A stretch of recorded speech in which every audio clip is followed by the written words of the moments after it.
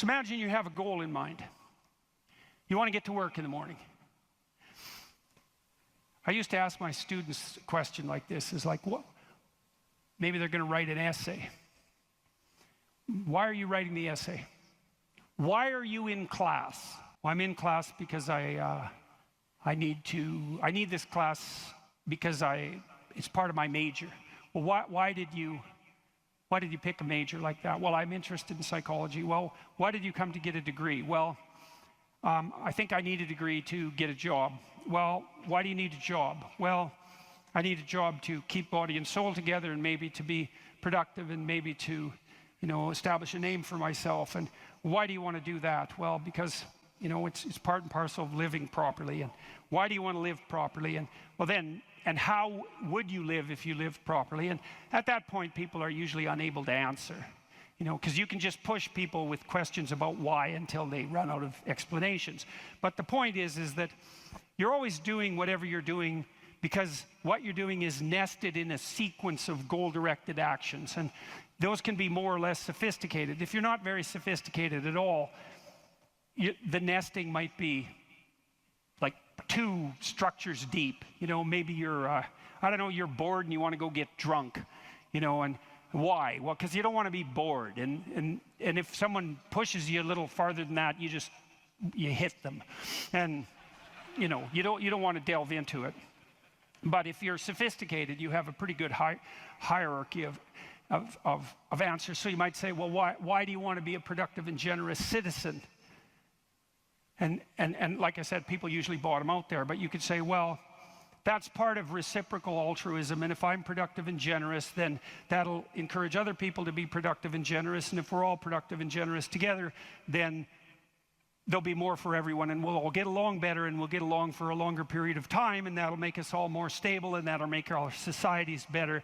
And then you might say, well, why is that relevant? You might say, well, because the alternative to that is something like a descent into something approximating hell, and so that's part of a reflection of the divine order and the eternal battle between good and evil. And then you could push it farther than that, and you could say, well, are you going to be on the side of the redemptive hero, or are you going to be on the side of the eternal adversary?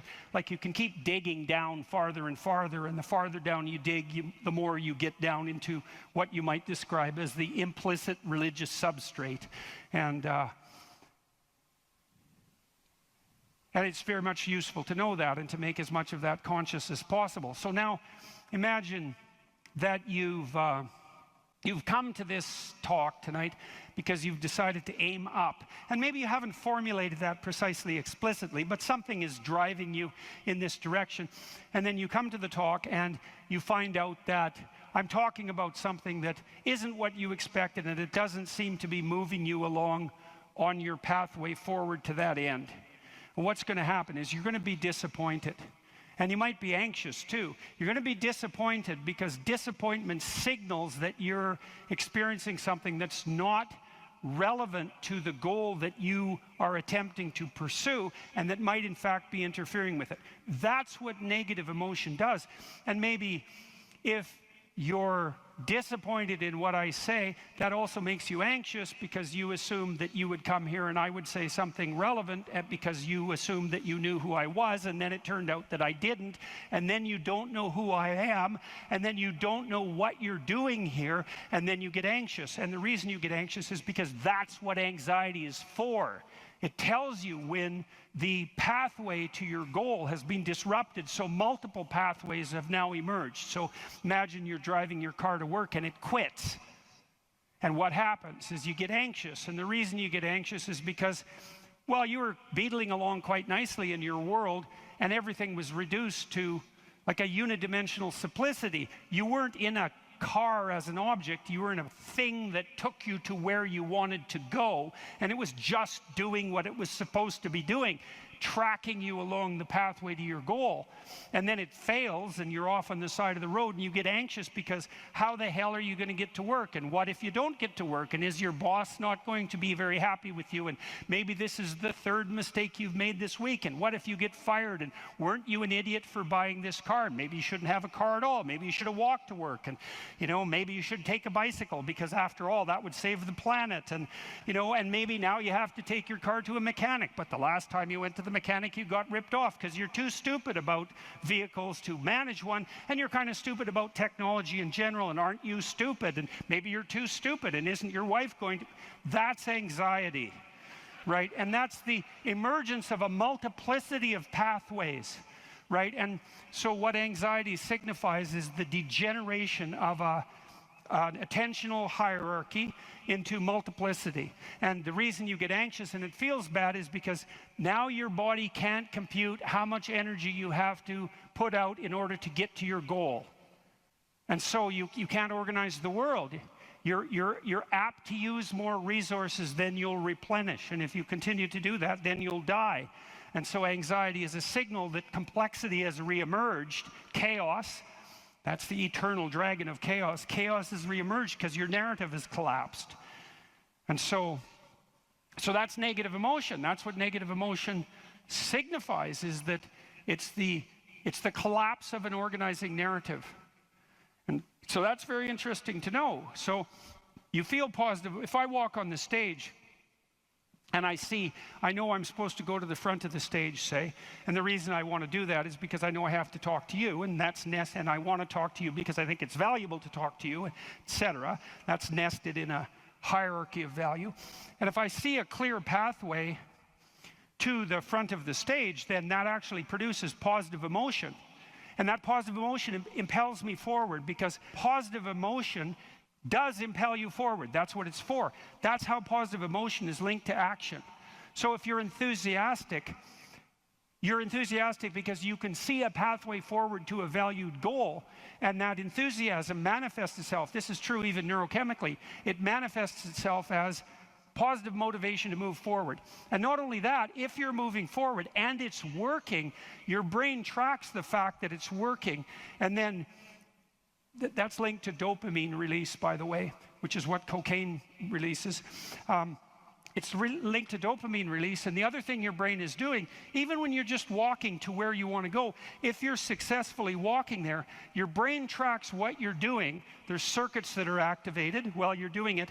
And if what you're doing results in the result you desired, then the dopamine floods those little neurons that are active, and it makes them grow and flourish. And so as you practice something that's working, the circuit that is activated as you're practicing is bathed in dopamine, and that makes it stronger. And that feels good. It's growth. It's part of positive emotion. And so the positive emotion moves you forward, but also encourages you to develop a habit of that practice. And so one of the things I would bloody well say is, don't make a habit of pursuing things that aren't good for you, because you build that into you. That's what happens if you become addicted to something, you know. You build a little monster inside you that's grown. It's there. It's after one goal, despite everything else. Not a good outcome. So now positive emotion also signals the fact that it's also an energy conservation observation. So as I move forward towards my goal, with each step I take, it's going to take less energy to get to the goal. And so that means that the positive emotion signifies, what would you say? It signifies the increasing efficiency of your action as you move towards a goal. So negative emotion signifies the fact that things have got too complex for you to manage, and positive emotion signifies that you're approaching your goal and that there's less demand on energy output with every step forward. And so that's emotion. And that's pretty much worth knowing. And then what happens when you're watching a movie is you infer the goal of the protagonist, or the villain for that matter. You infer the goal of the character that's being portrayed on the screen. You adopt that goal as your own. Then you play out the emotions in your own body, which mimics the structure what would you call, the character that's being portrayed on the screen, and you live that all out inside you. And that's also how you understand other people. Right? You don't listen to someone and then figure out what they're saying and then infer what they're thinking. That isn't how it works. What you do is you listen to someone till you figure out what they're up to. As soon as you figure out what they're up to, you can adopt that frame of reference. As soon as you adopt that frame of reference, you have the same emotions. And that's what makes you united. And so that's so interesting. And so then you think, look, there's 5,000 people in here. If there were 5,000 chimpanzees, you guys would be tearing each other into shreds, because no one would be able to know what anyone else was up to. But because all of you are here paying attention to the same thing in the same way, you have virtually identical emotional states, and that means instantly your behavior is rendered predictable to one another. And there's no difference between that and peace. They're the same thing. And so what that means is that one of the predicates of a civil, productive, and peaceful society is that everyone inhabits the same narrative. And you might say, well, we don't need the same narrative. It's like, yes, we do, because if we inhabit a different narrative, then we're running emotionally in different directions, and we will not understand each other, and we will run into conflict, and that conflict can become deadly at the drop of a hat.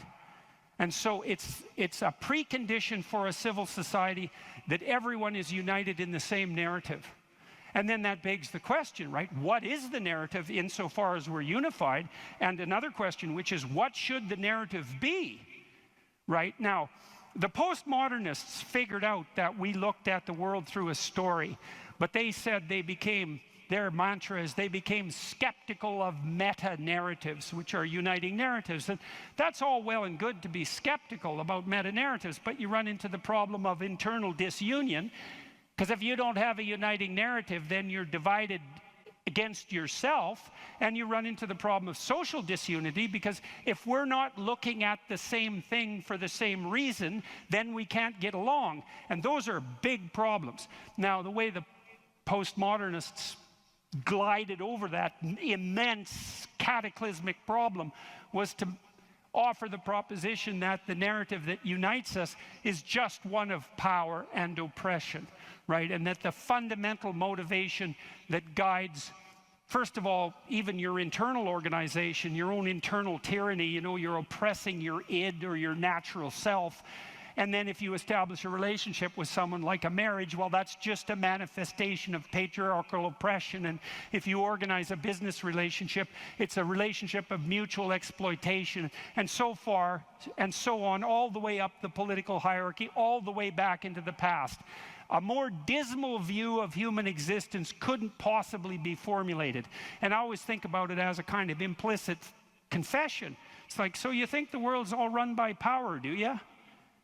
Okay, I know what game you're playing and attempting to justify, and it's completely bloody preposterous, because first of all, if you tyrannize yourself, you're going to be one miserable creature. Plus, you're going to rebel constantly, as you already know. I'm sure all of you have tried at one time or another in your life to force yourself to do something with a whip, so to speak, and what you instantly find is that you're so condemned to be free that you'll even resist your own tyranny, right? Try telling yourself to do something and see if you do it. I'm going to go to the gym. That's New Year's. I'm going to the gym 3 times a week, 2 hours a day. It's like, no, you're not. You're going to last like 3 days. And then you're going to find an excuse. The rebellious part of you is going to find an excuse, then you're not going to do it. And it's a bloody mystery, isn't it? Because you'd think you could tell yourself what to do. Because otherwise, who are you? You're the part that told yourself what to do, but you don't listen, so what the hell's that part? That's you, that's for sure. So you can't even tyrannize yourself with any efficiency. And then if you're married, men, you're married, try tyrannizing your wife and see how well that works. And like, it might work for 10 minutes, but she's not as big as you, but she's a lot sneakier. And so And you have to wake up with her tomorrow morning. And so even if you do win the fight, which you won't, she's going to bloody well take it out on you the next day, and no wonder. And so you're bound in that relationship by the necessity of continual iterative interactions, right? And they have to be moderately peaceful, or you're going to tear each other into shreds. And if it's constant conflict, you're both going to just exhaust yourself and die. So how the hell is that going to work? So it has to be at least mutually reinforcing. And maybe if you really got it together well, you could interact with each other in a way that improved your interactions across time. And maybe you're wise enough so that if you were on that track, the way you would experience that in the moment would be as exactly the kind of relationship you'd want to have with someone. And that would be something like the spirit of play and romantic love. And that would be the manifestation of an instinct that orients you across time properly in a relationship in the moment. And that's such a wonderful thing to know, right? That instinct for play and romantic love might be the voice of the wisest instinct you have, the deepest orientation to meaning that you have. You know, because there's nothing more delightful in a marriage or in a family, if you have children, than to be able to engage in something like voluntary play. And you know, if you could have the world set up the way you would want it to, if you had any sense, wouldn't it be something if mostly what you did was something akin to play? And that's equivalent. Christ in the Gospel says, know that unless you become like a little child, you'll never enter the kingdom of heaven. And what does that mean? It means to rediscover that intense immersion in life and that capacity for play that characterized us all as children that we can't maintain because we have to mature, but that we could rediscover as adults if we were sufficiently wise and careful. And so, and then, you know, if you have friends, it's like, well, you tyrannize your friends? Well, then you don't have friends. You're just a bully with henchmen. And as soon as you stumble, they're going to stab you in the back because you surrounded yourself with craven psychopaths. They're just going to wait for the moment to take you out. That's not a friendship, obviously. And if you're running a business, and those of you who've run businesses who have a clue know this is true, it's like, what happens if you rip off your customers? Well, you can get away with it once or twice, but word gets around in no time flat, and then you're just done and bitter and resentful because your idiot machinations didn't work. But if you engage in fair trade and you're reliable and you deliver what you promised and you're half decently good to your employees and the people that you work for, then they're going to be pleased with you, and they're going to come back and they're going to talk to their friends about how well you did, and you're going to flourish. And none of that's arbitrary. You know, that's all guided by the manifestation of a certain form of attentional priority, right? You go to your customer's house, maybe you're a plumber, and the first thing you do is you listen to their damn problem. And so at least you have enough sense to engage in dialogos, right? You actually want to hear what the problem is, and then you actually want to solve it. And if you do that with some diligence, they're going to be pleased with you because they don't want sewage all over the rug. And so your interests are aligned, and if you offer what you promise, then you're going to evoke positive emotion in them and quell their anxiety, and that's exactly the service that you're offering. And so that means you're acting out the proper story. You're productive and generous and honest, and there's nothing arbitrary about that as a ethos that unites you internally and that also makes it possible for you to exist in a peaceful and productive society.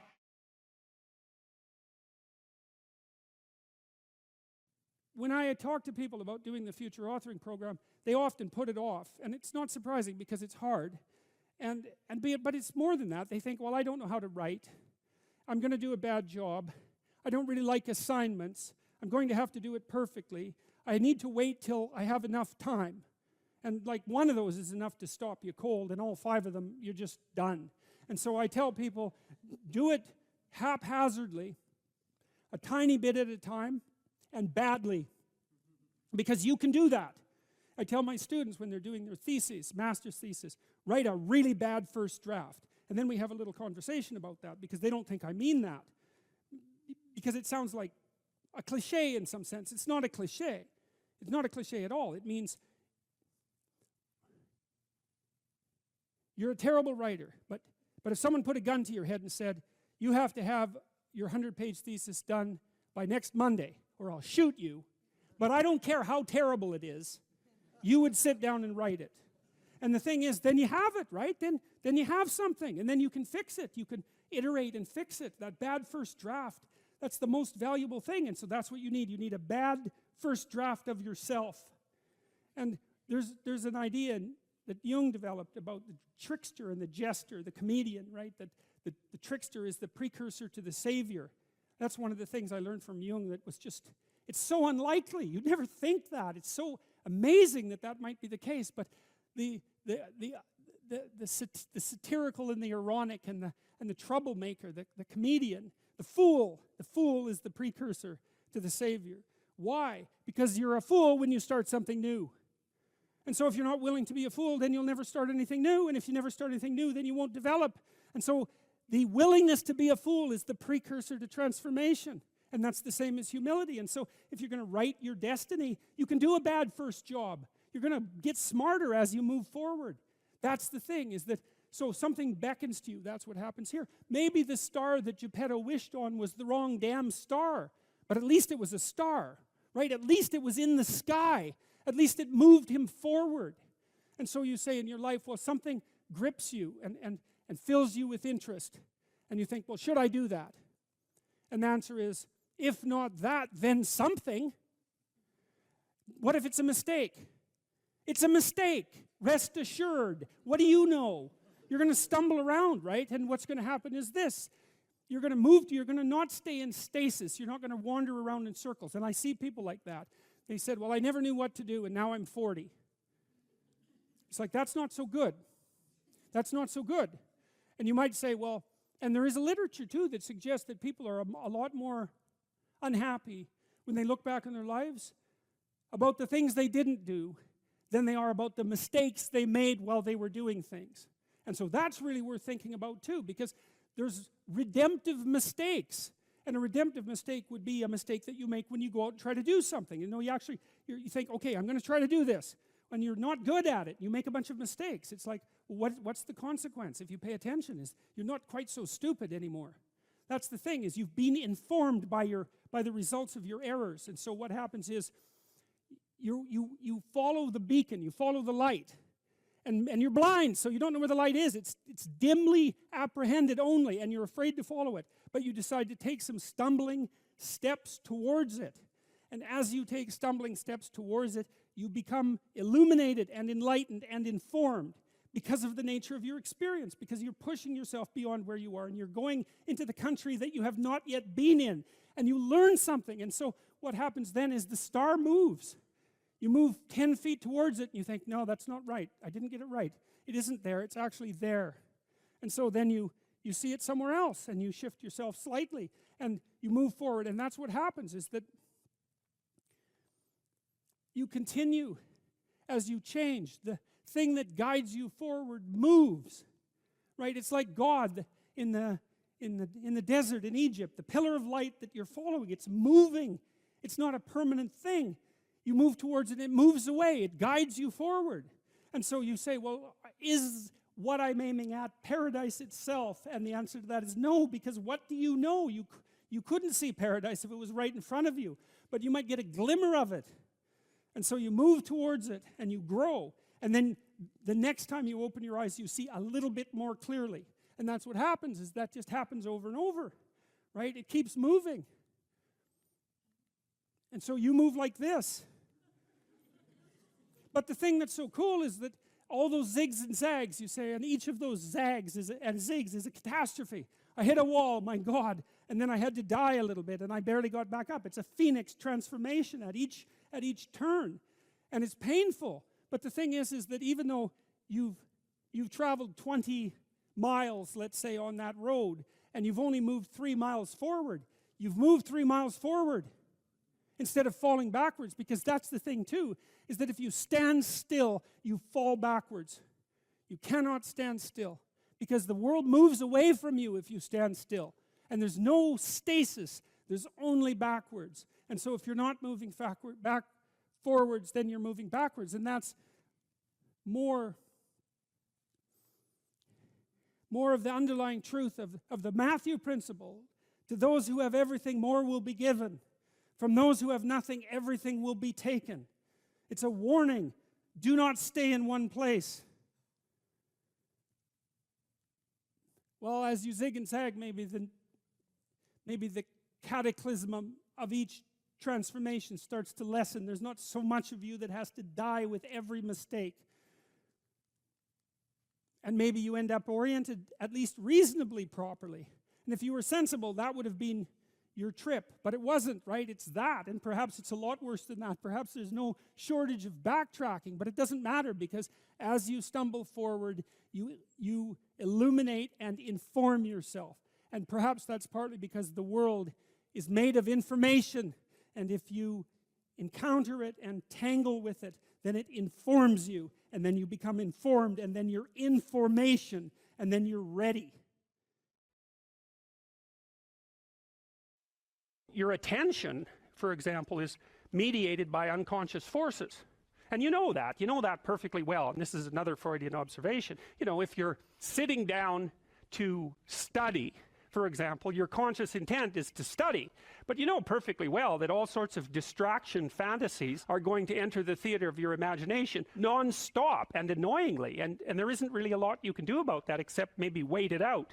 You know, so you'll be sitting there reading and your attention will flicker away. You'll think about, I don't know, maybe you want to watch Jane the Virgin on Netflix or something like that. Or maybe it's time to have a peanut butter sandwich. Or you should get the dust bunnies out from underneath the bed. Or it's time to go outside and have a cigarette. Or maybe it's time for a cup of coffee. Or it's like all these subsystems in you that would like something aren't very happy just to sit there while you read this thing that you're actually bored by. And so they pop up and try to take control of your perceptions and your actions non-stop.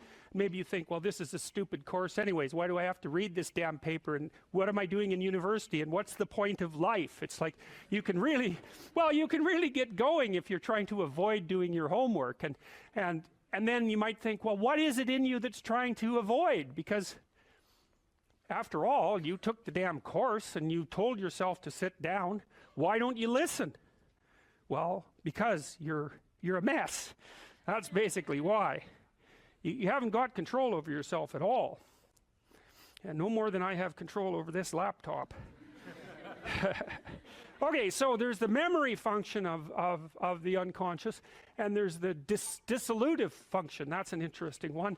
The unconscious contains habits, once voluntary, now automatized, and dissociated elements of the personality, which may lead a parasitic existence.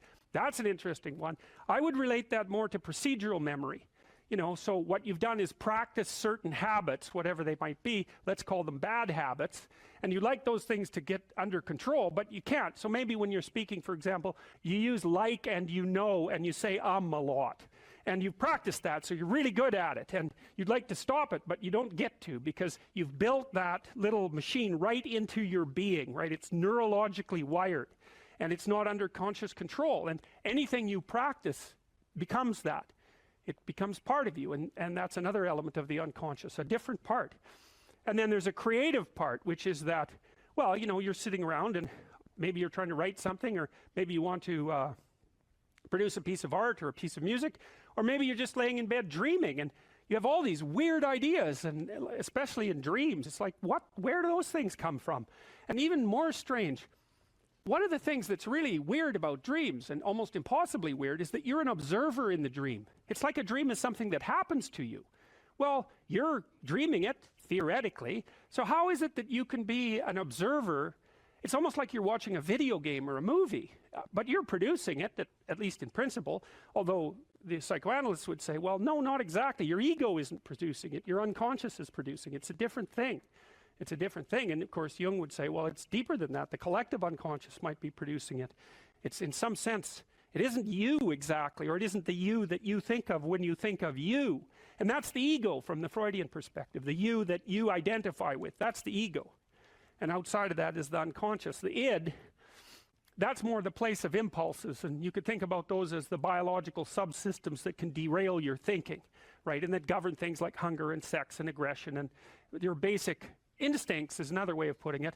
And it's a reasonable way of thinking about it, because these are subsystems that you share with animals. You share them certainly with mammals. You share most of them with reptiles. You share a lot of them with amphibians, and even going all the way down to crustaceans. There's commonality, for example, in the dominance hierarchy circuits. And so these are very, very old things. And the idea that you're in control of them is, well, you're not exactly in control of them. And I would say the less integrated you are, the less you're in control of them, and the more they're in control of you. And that can get really out of hand, you know. You can be, like with people who have obsessive compulsive disorder, for example, which seems to be, I would say, the dissolutive elements in some sense of the unconscious, the way that it's portrayed here. Poor people with obsessive compulsive disorder, they can spend half their time doing things that they can't really control, and they have very strong impulses to do them. And it's very hard on them to block them, you know. They'll almost panic if those things are blocked. And then you have people with Tourette's syndrome, you know, that they'll be doing all sorts of weird dances and spouting off obscenities and imitating people without being able to control it, and sometimes a little bit of antipsychotic medication can dampen that down, but it's as if there are these autonomous semi-spirits inside of them that grip control over their behavior and make them do things. And you know, you find that to some degree in your own life, because maybe you've become very attracted to someone, even maybe you don't want to be attracted to the person, and then you find yourself, you know, texting them when you know perfectly well that you should be going to bed, and you know, you're in a grip of something, and you can't control it, and that's all part of the unconscious and all part of what Freud was studying. People don't get what they want is because they don't actually figure out what it is. And the probability that you're going to get what would be good for you, let's say, which would even be better than what you want, right? Because, you know, you might be wrong about what you want easily, but maybe you could get what would really be good for you. Well, why don't you? Well, because you don't try. You don't think, okay, here's what I would like if I could have it. And I don't mean in a way that you manipulate the world to force it to deliver you goods for status or something like that. That isn't what I mean. I mean something like, imagine that you were taking care of yourself like you were someone you actually cared for. And then you thought, okay, I'm caring for this person. I would like things to go as well for them as possible. What would their life have to be like in order for that to be the case?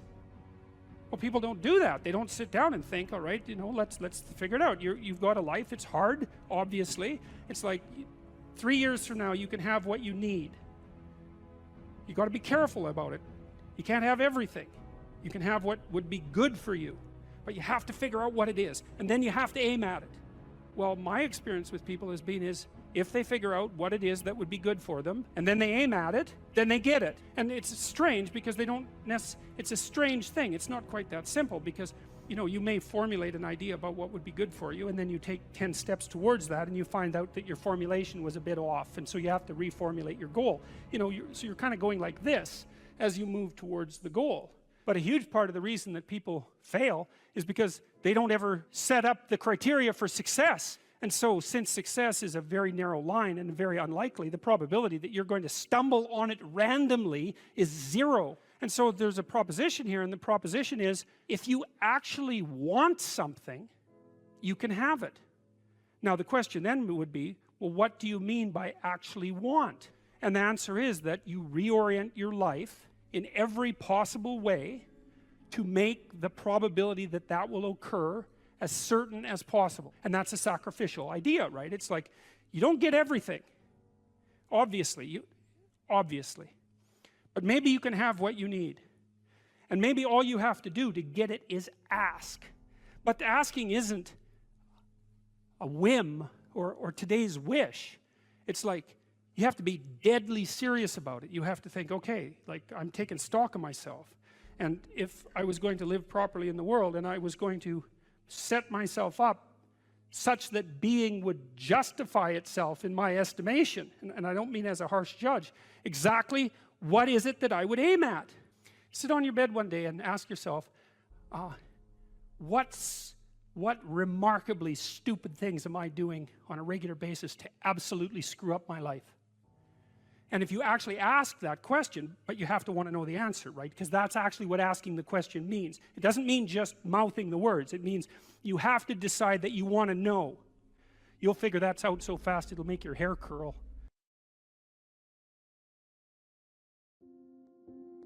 If you could have what you wanted in this moment, and I could deliver it, what would it be?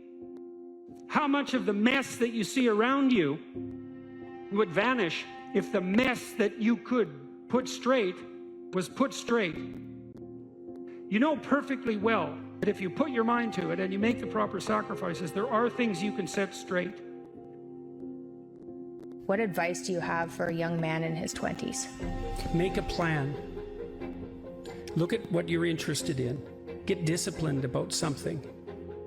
Allow for the possibility that you have something important to contribute to the world, and that the world would be a lesser place without that contribution.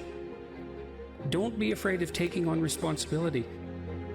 It's where you find what sustains you in your life. You can take on too much responsibility.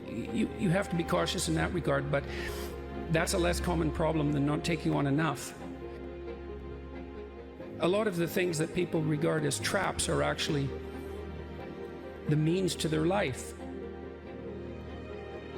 You have to understand that you're not your own servant, so to speak. You're someone that you have to negotiate with, and you're someone that you want to present the opportunity of having a good life to. And that's hard for people because they don't like themselves very much.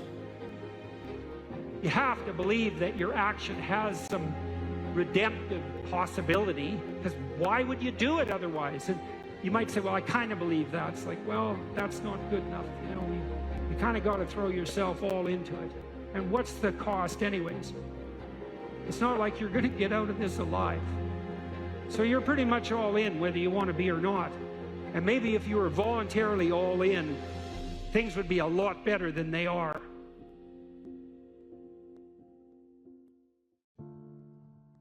If the world isn't everything that you want it to be, maybe you're not acting the way you should. One of the things people do to buttress themselves against failure is to never let themselves really gain clarity about what they need and want. Let's say you try something, but you only do it half-heartedly. And then you fail, and you think, well, I didn't really fail because, you know, I held a bunch back in reserve, and so I didn't get what I wanted, but maybe had I been all in, I would have. And so you don't have to upbraid yourself too much for the failure. Now, it's a catastrophic way to live, to sit on the fence and to not commit, because instead of risking the possibility of failure, you engage in what's essentially the absolute certainty of failure. Because if you want something worthwhile and difficult, which you probably do if you want to have an adventure and go somewhere, then what's the chance you're going to get it if you're halfway in? You can't be halfway in, but that sort of protects you against failure, because you can tell yourself, well, if I tried, I could have done it. It's like, you know, you tell yourself that 200 times and your life's over. Better have a valued goal, because otherwise you can't get any positive motivation working out. And so the more valuable the goal, in principle, the more the micro processes associated with that goal start to take on a positive charge. And so what that means is, well, you get up in the morning and you're excited about the day, you're ready to go. And so as far as I can tell, what you do is you specify your long-term ideal, you specify your goal. You do that in some sense as a unique individual. You want to specify goals that make you say, oh, if that could happen as a consequence of my efforts, it would clearly be worthwhile. Would it really be so terrible if my life wasn't miserable? Would it be so terrible if I got what I wanted and needed, especially if I was doing that in the best possible way? Well, there isn't anything better to have than a problem that's worth solving. Like, that's really worth solving, right? And so the more of that you take on, the more you have a reason to get out of bed in the morning, no matter what. Like, I'm getting up, I'm trudging forward. Doesn't matter what I'm suffering from. I've got things that need to be done. They're necessary. And that gives you that sense of purpose that is the antidote to bitterness. So, yeah, there's lots of reasons to, you know, because I've thought for a long time, imagine you have a choice in front of you, because you do. So here's the choice. Your life is either meaningful or meaningless. Okay, so let's go through the meaningless part first. Because you think, well, of course I don't want it to be meaningless. It's like, yeah, just hold on a second. Nothing you do matters. And so impulsive pleasure is the order of the day. No responsibility. You can do whatever you want. It's like Pleasure Island in Pinocchio, right? Or it's like Neverland in Peter Pan. You're still a kid. You can play all the time. Yeah. Impulsive pleasure and no responsibility. That's the reward for meaninglessness. Well, but then the other side is, okay, well, let's say you want your life to be meaningful. It's like, okay, then what you do matters. It actually matters, right? Make a mistake, hurts you, hurts your family, hurts the world in a deeper way than you think. And you have to be awake to that. And then you have to take it on yourself. Young people always have a reason to be upset and cynical about the current state of affairs. And it's that way forever. And so it's useful, I think, to consider such considerations or such conceptualizations as the patriarchy in that light, because it's an archetypal truth that the social structure is corrupt and incomplete. And what that means is that it's something that you have to contend with every moment in some sense of your life. It's a permanent fact of existence. And to be upset that the structures, the social structures, or even the biological structures within which we live are incomplete and imperfect is to take that personally. That's the worst part of it. To take that personally is a misreading of the existential condition of humankind, because it's always the case that what you have been given and what you live in is degenerate and corrupt and in need of repair. And it's easier just to accept that, because there's also a positive element, and the positive element is, well, you've been granted something rather than nothing, and maybe you haven't been granted pure hell, because especially in a culture like ours where many things actually function quite well, so there's room for gratitude there. Even if it's a broken machine, it's not one that's completely devastated, and it's not absolutely hell-bent at every second on your misery and destruction. And it easily could be, because many societies are like that. And so the fact that we happen to live in one that isn't corrupt beyond imagining is something to be eternally grateful for. Well, so we live inside a damaged structure, and we also bear responsibility for that damage, because we don't do everything we can to constantly repair it. And you might say, well, that's actually one of the fundamental, people say, well, what's the meaning of life? What they really mean is, what's the positive meaning of life? Because as we've already discussed, the negative meanings of life are more or less self-evident. Well, the positive meaning of life is to be found in noting the state of lack of repair of the walled city that you inhabit, and then sallying forth to do something about that, to repair the breaches and to fix up the walls and to make the structure that you inhabit as secure and as productive as it possibly can be. And there's no shortage of opportunities to do that. You can do that in your own mind, you can do that in your own room, you can do that in your own household, in your local community. And maybe if you get good at doing it at all those levels, then you can start to look beyond that. And so there's challenges. That's the thing that's kind of interesting about this insufficient structure, is that it has a set of challenges built into it because of its insufficiency, and perhaps even because of its corrupt nature, that calls forth the potential response from you of heroic adventure. And the heroic adventure is to man the barricades and repair the city. And you can always do that. It doesn't matter what your personal circumstances are. There's always something that isn't right near you, isn't correct, isn't laid out properly, that you could just fix if you wanted to. And one of the things that we're going to talk about tonight is the idea that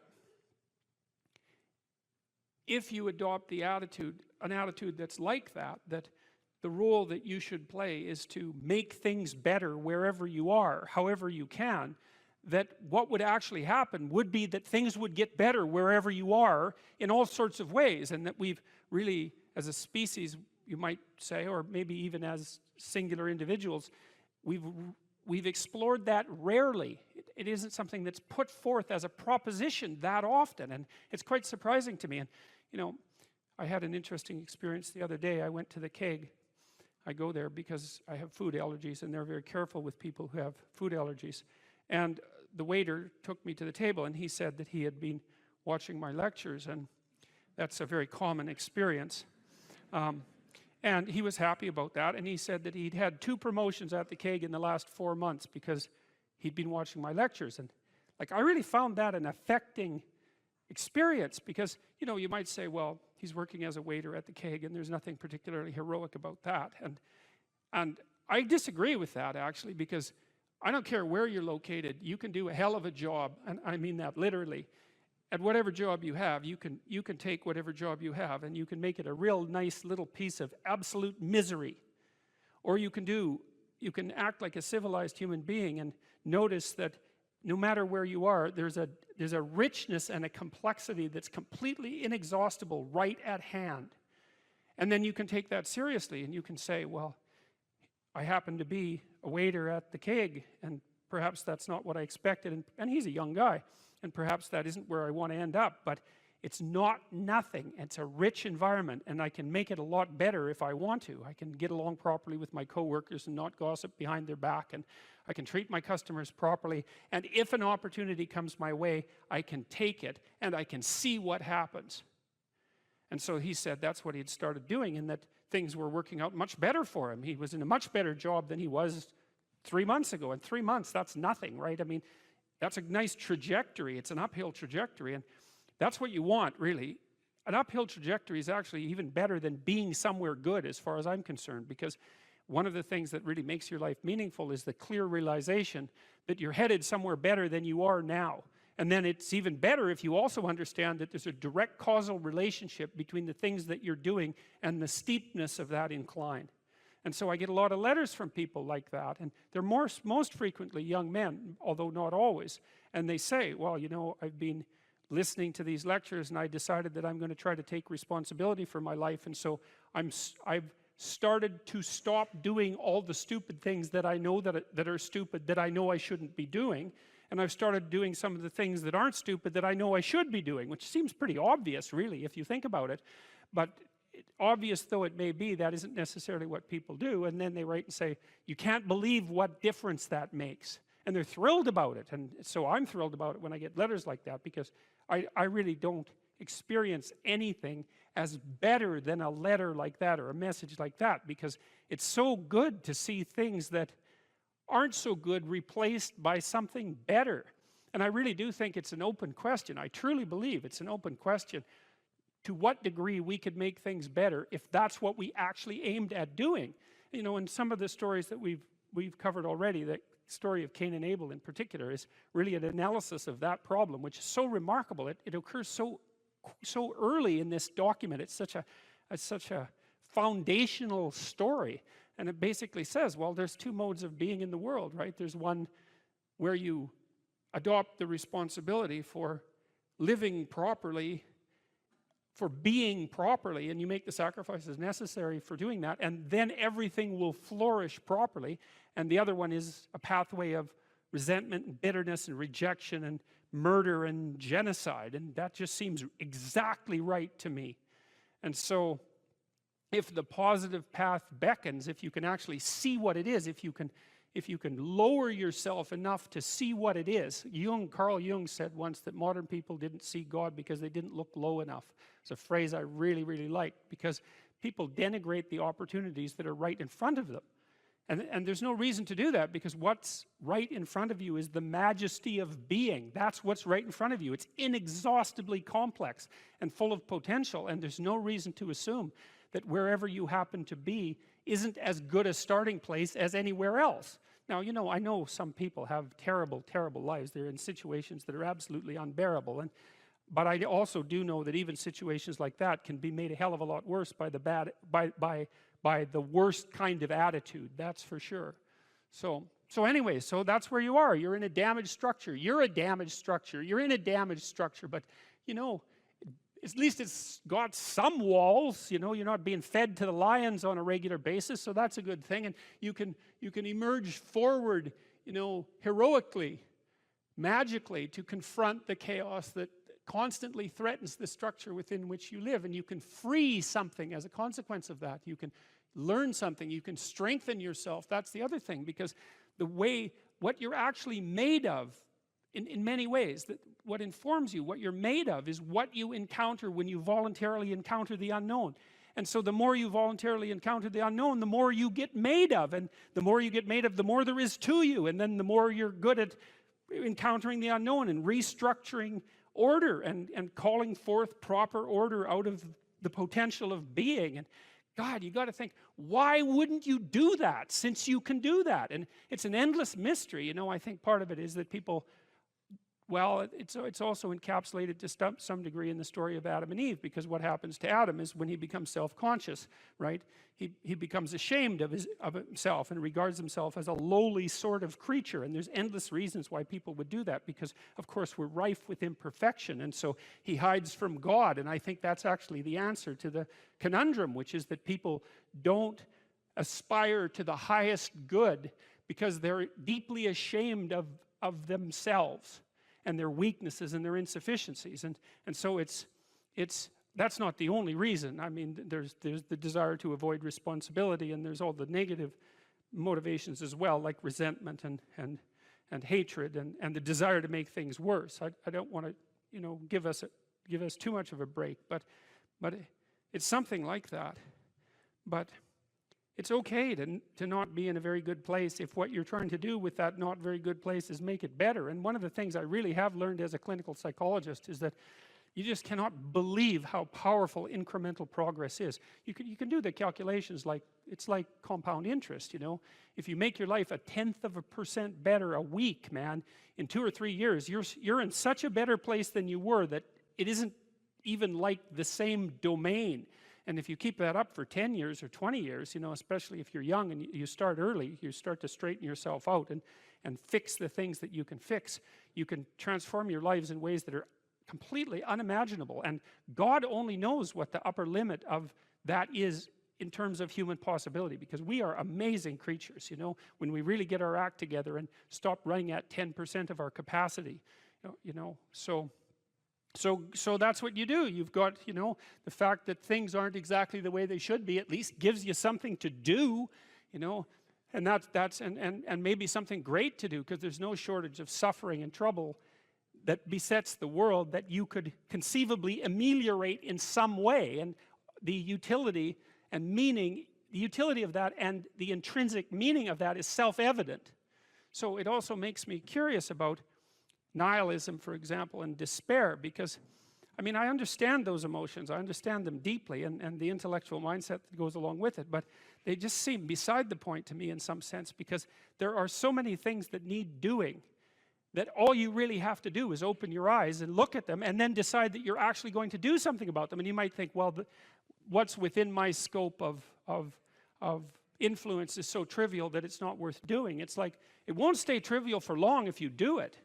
Not at all, and I don't think it's trivial to begin with. I don't think that I really don't believe that anything done right is trivial. And my experience in my life has been that anything I actually did paid off. It didn't pay off necessarily in the way that I expected it to pay off. That's a whole different story. But if it was genuine commitment to do something, even if it went sideways and the outcome was really something other than what I expected, the net consequence over time was nothing but good. So every new frontier that can be conquered is an advance forward, and there's no shortage of frontier because we're surrounded by the unknown. We're surrounded by our own ignorance, and we can continually move into that domain, into the domain of chaos, or we can restructure pathological order, and that's the secret to proper being. And so then you encounter chaos that way, you know, and then you can regard yourself as the sort of entity that, despite its insufficiency, has the capability to conquer chaos, despite the danger of that. That's the other thing, because the fact that you're fragile is actually a precondition for your heroism, because if you weren't fragile, then there'd be nothing heroic about doing something difficult, right? Because if you couldn't be hurt or damaged or defeated or end up in failure, then where's the moral courage in the endeavor? It has to be that the fragility is built into the courage. And so it's not a reason not to engage in it at all. In fact, quite the contrary. And so you have to be tough as a damn boot to be good. because you have to stand your ground when you need to stand your ground, and you have to be able to say no when it's time to say no, and you have to mean it. And so then you have to think and plan strategically so that when you're going to say no, you can mean it and it will stick. You know, and that takes a certain amount of integrated malevolence, I would say. And once it's integrated, it's not malevolence, it's strength. It's strength of character. It's the ability to stand your ground. And you have to cultivate that. And you cultivate that at least in part by telling the truth. And so you take your place in the world as a decent person and as a decent citizen, and you play the hierarchical game properly. And that is to stand up straight with your shoulders back. It's like the world's an onslaught. You've got the tyranny of culture to deal with. You've got the catastrophe of nature. You've got your own damn malevolence and ignorance, right? All coming at you, plus the incredible, complicated, indeterminate potential of the future. That's all coming at you, and it's all your responsibility. And you can cringe away from it and be afraid of it and be victimized by it and be bitter and cynical about it. And no wonder, because it can be painful. Or you can turn around and you can say, man, bring it on, because there's more to me than there is to the catastrophe. And this is what I discovered from looking at what I looked at. I looked at the darkest things I could look at, really, for 30 years. I was really a lot of fun to be around, I can tell you. I looked at the darkest things that I could think of, right? Not only what happened in Auschwitz and what happened in the Gulag, but personal issues. You know, it's like I wasn't so much interested in the totalitarians as a group. I was interested in the people who undertook the terrible acts that the totalitarians required. You know, the people who, I was just rereading Ordinary Men, and it was a story about a police battalion in Poland that trained ordinary policemen to take naked pregnant women out into the fields and shoot them in the back of the head. It takes a lot of training, by the way, before you can bring yourself to do that. And you aren't the same person by the end of it. It's pretty goddamn horrific. You know, and I was trying to figure out, what would it be like to be that person? Because we are that person. And then what would it be like to not be that person, right? To refuse to do that, to not participate in that. You know, and what I discovered by making that totalitarian proclivity personal was that there's more to us than there is to the horror. As nature is, bent on our destruction, bad as culture is, tyrannical and bloody back as far as you can look, as malevolent as you are in the darkest part of your heart, and that's plenty malevolent.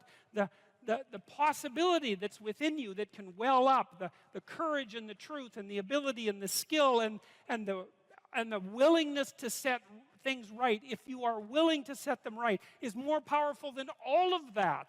And so it's so interesting. It was proof for me of an old saying I read from Carl Jung. It's an alchemical motif, in stir qualinus inventur, which is what you most want to be found will be found where you least want to look, essentially. And it's so interesting because it means that if you're willing to turn around and to stand up straight and face the darkness like fully, what you discover at the darkest part is the brightest light.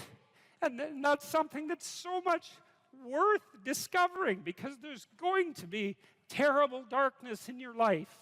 And it's going to make you cynical and bitter. And it could easily be that you're just not looking at it enough. Because if you looked at it enough and you didn't shy away and you brought everything you had to bear on it, you'd find that there was more to you than there was to the horror. You know, I watched my father-in-law.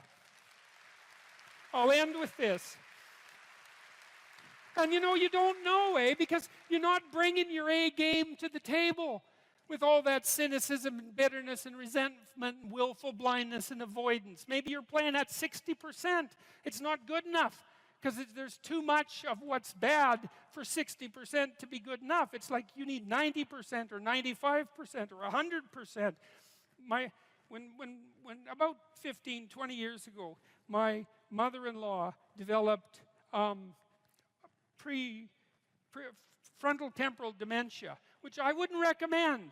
You know, it's one of those degenerative neurological diseases like Alzheimer's, and those bloody things are like they're in the top echelon of awful. You know, you watch a person deteriorate before your eyes. It's a lengthy, lengthy death. And And it was slow. And her husband, he lived in this little town that I grew up in, about 3,000 people. And he was quite a character, man. Everybody knew him.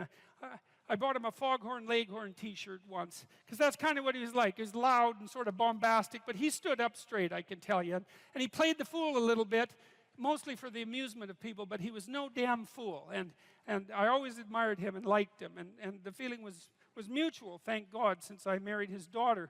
And, you know, he drank a lot with his crazy friends up in northern Alberta, and he wasn't at home a lot because he was working a lot.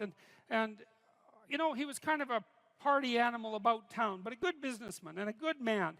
And then his wife got sick, and they moved to another town. And, you know, he took care of her for like 15 years. It was unbelievable as she deteriorated, you know, and she got more desperate to have him around, and her love for him never went away. Even as she lost herself almost completely, she would always light up when he came into the room, you know.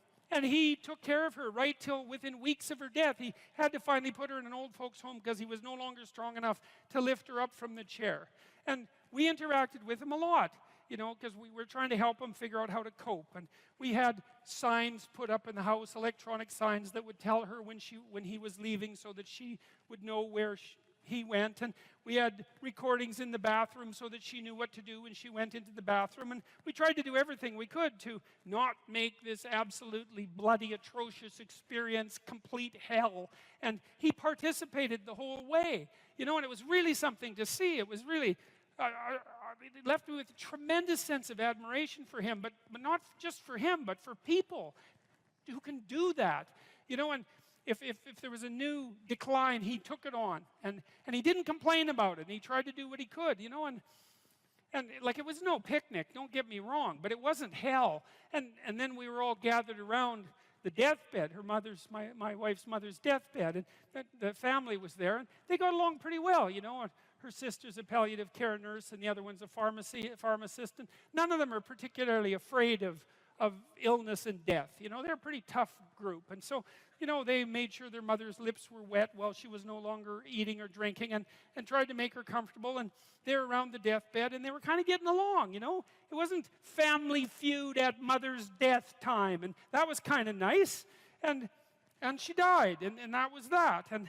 But it wasn't just that, because the fact that the family had coped with it well and nobly and honorably, I would say, brought them together. They were closer afterwards than they were before. And they all had more respect for their father. And then in the old folks' home, he met another woman who had a husband there who had Alzheimer's. And they got to know each other, you know. And he died after a while, and she died after a while. And then a few months later, they started going out. And then eventually they had a relationship, and now they live together. And so he gained something. Like, it wasn't that he replaced what he lost, you know what I mean? Because he still has pictures of his wife up in his house, and she was the love of his life, and that's not going away. But, you know, his family respected him more, and everybody pulled together more. And it wasn't hell at the deathbed, it was just tragedy. And the family pulled together more. And that was a good example of how you can extract at least a certain amount of light out of what's dark, even at a personal level. And it's worth asking yourself. It's like, drop what you're doing that's foolish, that you know is foolish, and pick an aim that's worthwhile, you know, to make things better for yourself, like you're worth taking care of, like you're worth something, you know, and to surround yourself with people who believe the same, and who are rejoicing in your accomplishments and unhappy when you fail, right? And you're comparing yourself to your accomplishments of yesterday and not to someone else's today, so that you're not jealous and bitter. And you put your own house in order so that you're not cursing the world when some of its disarray might be your fault. And you're trying to pursue something meaningful, and you're doing your best to tell the truth, and all of that. And then you see what happens. Who the hell are you? You know, you think you're a miracle of some bloody bizarre sort. We've been around for 3.5 billion years. You know, every single one of your relatives propagated successfully. And here you are, against all possible odds, in this world of hell in some sense, and bitterness and tyranny and malevolence. And yet, God only knows what's inside you, this capacity for consciousness, the capacity to confront potential and to turn it into something good. That's us, man.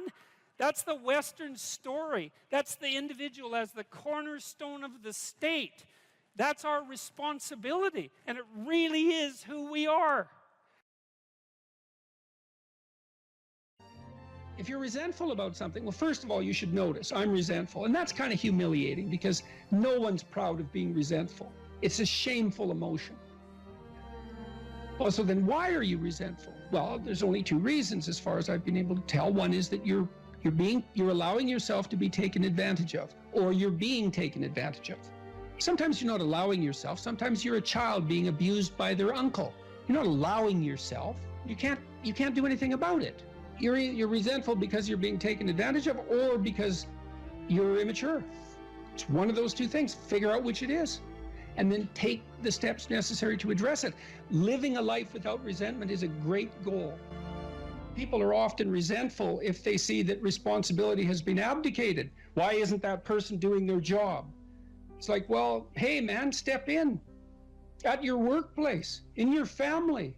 You know, and you think, well, I shouldn't have to do that extra work. Well, you shouldn't be a slave. You shouldn't allow yourself to be tyrannized. But if something bugs you because a responsibility is going unfulfilled, there's a great opportunity for you. And this is something I don't think we teach young people well. And one of the things, you may remember this, that was so striking about the tour was that I made a case fairly consistently that most people find the meaning that sustains them through the vicissitudes of life, not in happiness, but in responsibility. And that would bring everyone to a halt. It would always make the whole theater silent. It's like, oh, I never thought of that connection. Because maybe you want to avoid responsibility, and you can understand why. You can understand why. You hide from it. That is what you encounter if you go out in the world and you think, who the hell wants that? I don't want the responsibility. It's like, well, yes, you do, as it turns out. There's nothing better than responsibility. Now, you know, I say that with some caution. I think that it's hard to say. The responsibility, I've been overwhelmed by my apparent responsibility, but I think it's also kept me alive. And I mean that literally. And so, wait, can you go a little deeper with that? I mean, when you were at your darkest moments in the last 2 years, whatever that might be, was it the feeling there's been many times in the last year where it would have been much easier for me just to be dead. That's constant. So, but no.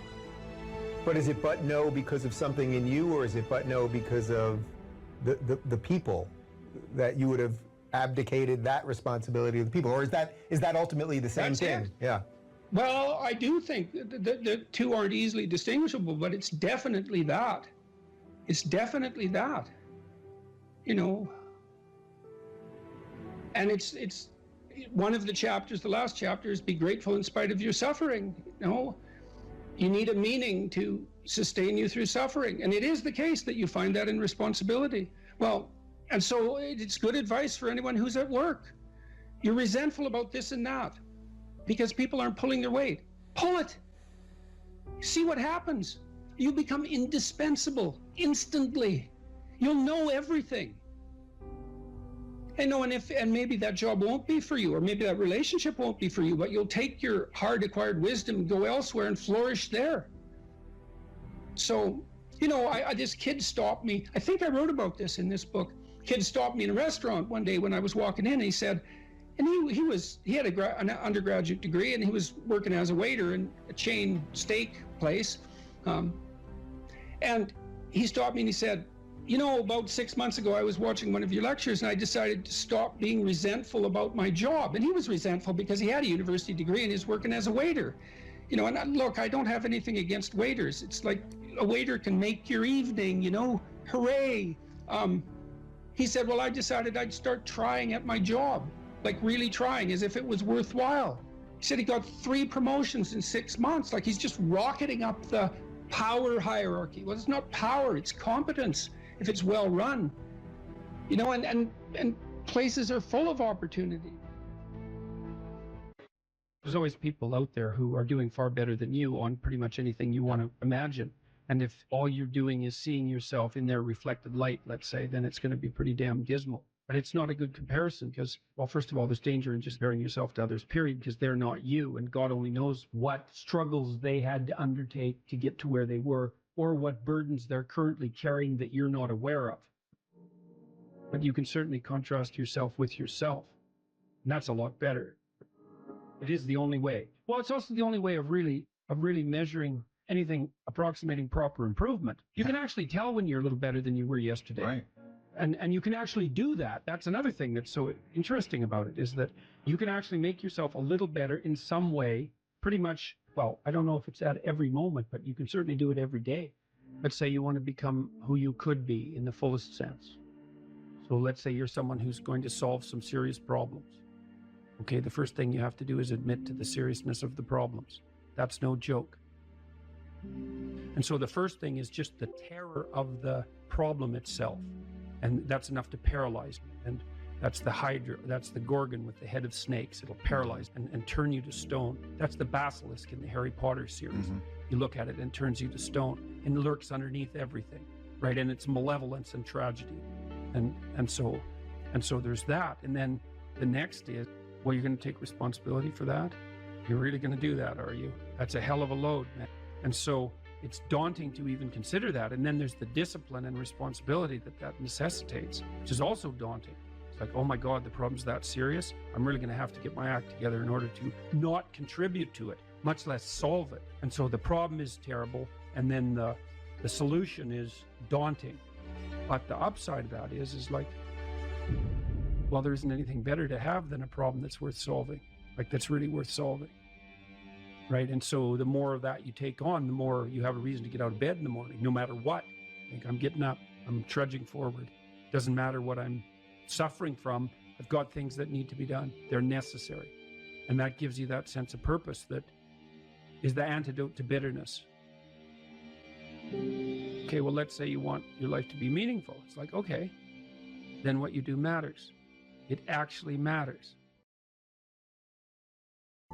Or how starting to clean up the room changed their life. That's quite fun because it's something I always tell people to do instead of going out and protesting. Jesus, I just can't stand Cleaning up that. the room? Yeah. Meaning? Well, my sense is that if you want to change the world, you start from yourself and work outward because you build your competence that way. It's like, I don't know how you can go out and protest the structure of the entire economic system if you can't keep your room organized. Well, I made a video call, which was called Message to Millennials, where it was called How to Change the World Properly. A bit of on the pretentious side, I suppose, but I was trying to produce something that was a counterposition to this idea that what you should do is go out and fix up other people.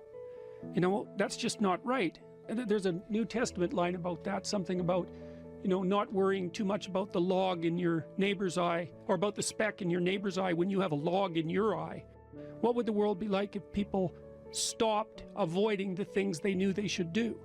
You know, because the question is, how much are we contributing to the fact that life is an existential catastrophe and a tragedy? How much is our own corruption contributing to that? That's a really worthwhile question. The things you leave undone because you're angry, you're resentful, you're lazy, you have inertia. Well, you consult your conscience and it says, well, you know, that place over there could use a little work. It's the same as working on yourself, and so you clean that up because you can. And then things are a little clearer around you. And you're a little better off because you've practiced a bit, and so you're a little stronger, and then something else manifests itself and says, well, maybe you could like take a crack at fixing me up too. So you decide to do that, and then that gets a little bit more pristine, you know, and soon, and it's humble because you're not exceeding your domain of competence. You know, it's like, don't be fixing up the economy, 18-year-olds. You don't know anything about the economy. It's a massive, complex machine beyond anyone's understanding, and you mess with it at your peril. So, and can you even clean up your own room? No. Well, you should think about that. You should think about that.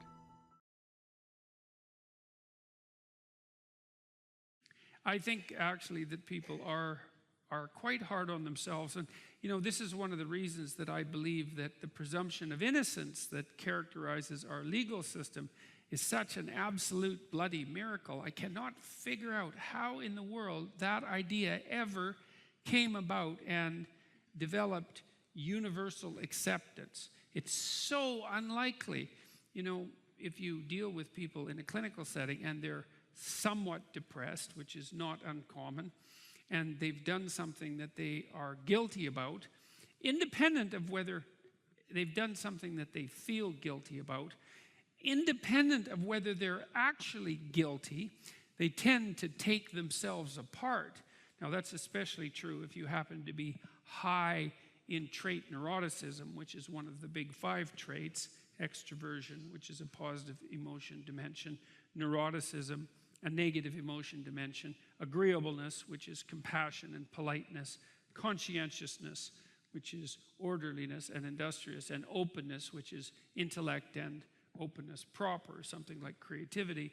If you're higher than normal in neuroticism, it's very easy to take yourself apart if you're feeling guilty about something that you've done. And people, many people, will feel guilty about what they've done at the drop of a hat. I mean, first of all, they accuse themselves of their own shortcomings. And then if they are accused by someone else, it's often very, very difficult for them to mount their own defense, you know, to believe in their own innocence. You know, because you'd think, well, you know, the police come to your door, or a mob comes for you, let's say, on Twitter, and, you know, you're a stalwart sort of person, and you pronounce your innocence, and, you know, you're a brick wall. Nothing gets through that. And that's just not how it goes, man.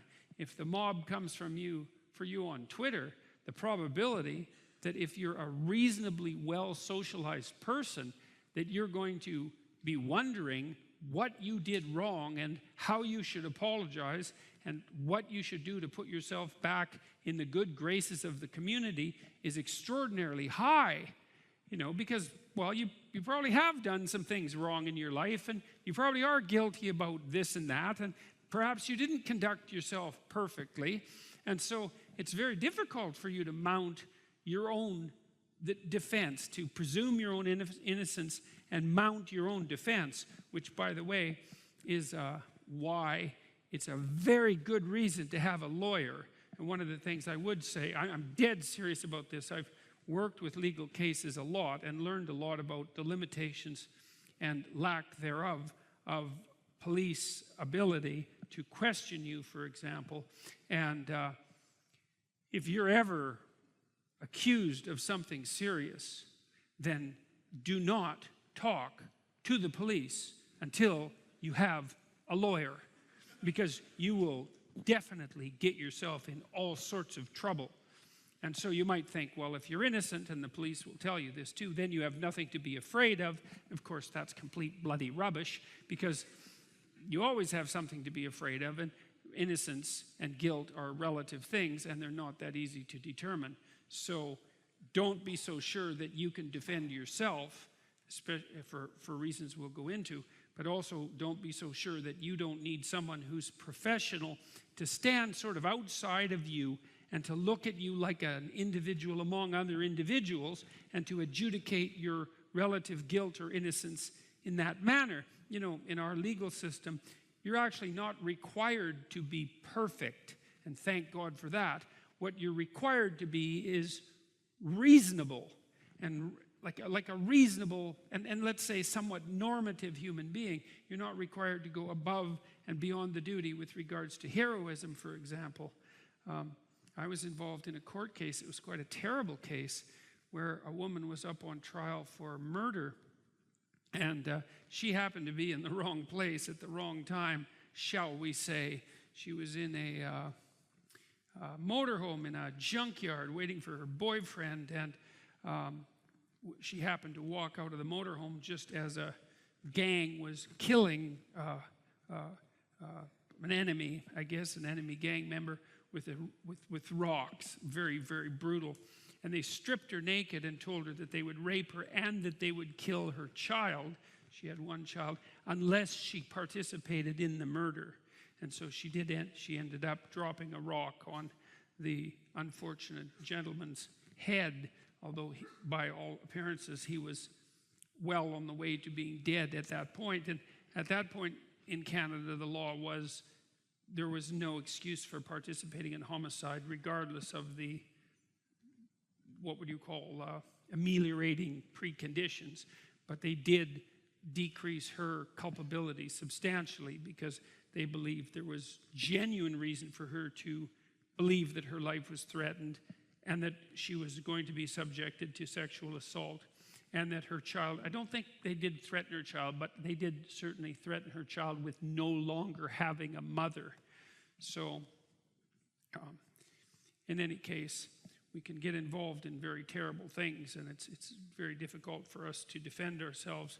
You need a lawyer to do that, and so that's a good piece of practical advice, and I would strongly recommend that you follow it if you ever happen to find yourself in trouble. It's also the case if you find yourself in trouble at work or on social media. You know, it's hard to sit and remind yourself that you deserve the benefit of the doubt and then to try to make a coherent case for that. One of the things I often did for my clients who were in trouble at work for one reason or another, often because, well, for a variety of reasons, sometimes because they hadn't done everything they should have at work, you know, and so they carried some burden of responsibility for that, but sometimes because there were people who were genuinely, malevolently predisposed towards them, bullying them in terrible ways, and they just weren't good at mounting their own defense, which was also one of the things, by the way, that made them prone to being bullied. And so we would work for hours on at least hypothetically outlining a story that involved the possibility that the person who was being accused, so that would be my client, was actually innocent of the charges. You know, and that's something that's useful to do for yourself if you ever run into trouble. You don't have to believe that you're innocent to begin with, but you could make the strongest case possible that you are, right? Because everyone's entitled to a strong defense, and then just see how that flies, you know, see if it's coherent. I mean, you could make the opposite case too, just so you know what you might be in for, but, you know, we have an adversarial system for a reason, and part of the reason is that one of the easiest ways to get at the truth, insofar as that's possible, and that's not an easy thing, is to attack, you know, with a certain degree of intensity and viciousness, and defend with a certain degree of intractability and coherence, and you need both of those.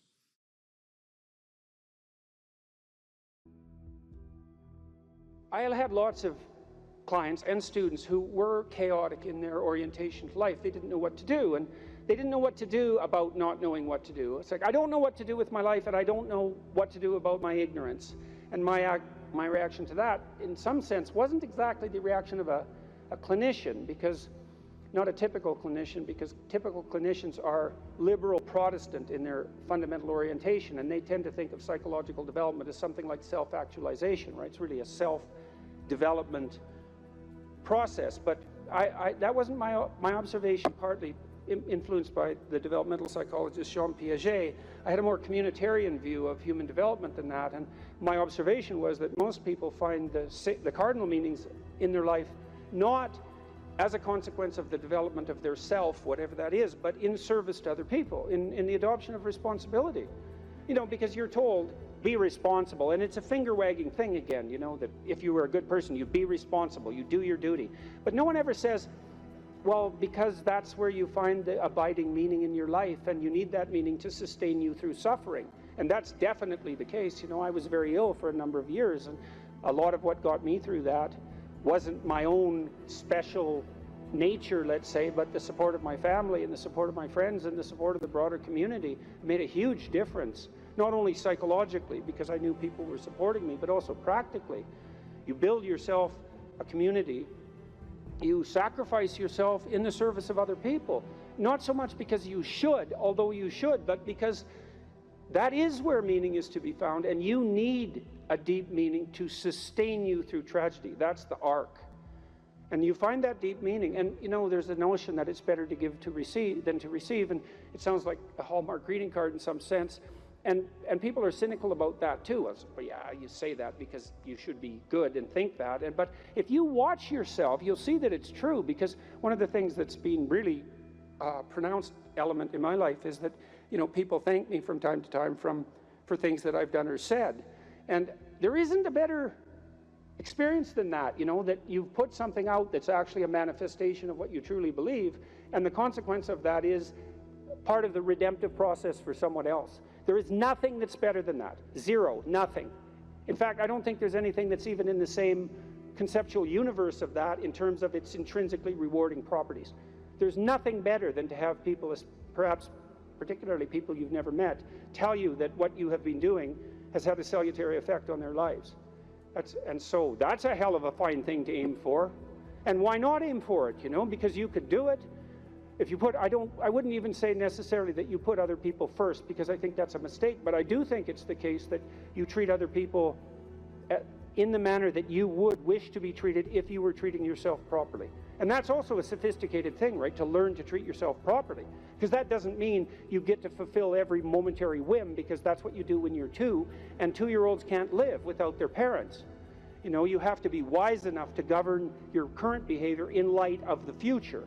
And that's really what it means to be an adult. It's what it means to forestall gratification and to attain the responsibility of an adult. And the reason that you should do that, because you should, is because it's actually better, you know, in all ways. It's a panacea for suffering to adopt that responsibility. So I would tell my clients and students as well, it's like, well, let's just take a look at where other people find meaning. You know, and we'll see how your life matches with that. Do you have an intimate relationship? Yes or no? The right answer is yes. Now, maybe not for you, and maybe you don't right now, and maybe you have your reasons not to because you're a singular person in that regard, but probably not. Because that's like a third of life. And so if you don't have that, that might be one of the reasons you're not doing so well. And the fact that you don't have it might be an indication that you're not oriented in the proper direction. Oh, I can give you an example of that. I had many people question me when I was just on tour. This is a question that came up quite rapidly, often in the Q&A sessions. How do I find the right person when I'm dating? How do I find the person who's right for me when I'm dating? And I got that, or on the internet, I got that question like 3 times in a row, and I thought, because I always think this, what about that question? What's wrong with that question? Something wrong with that question.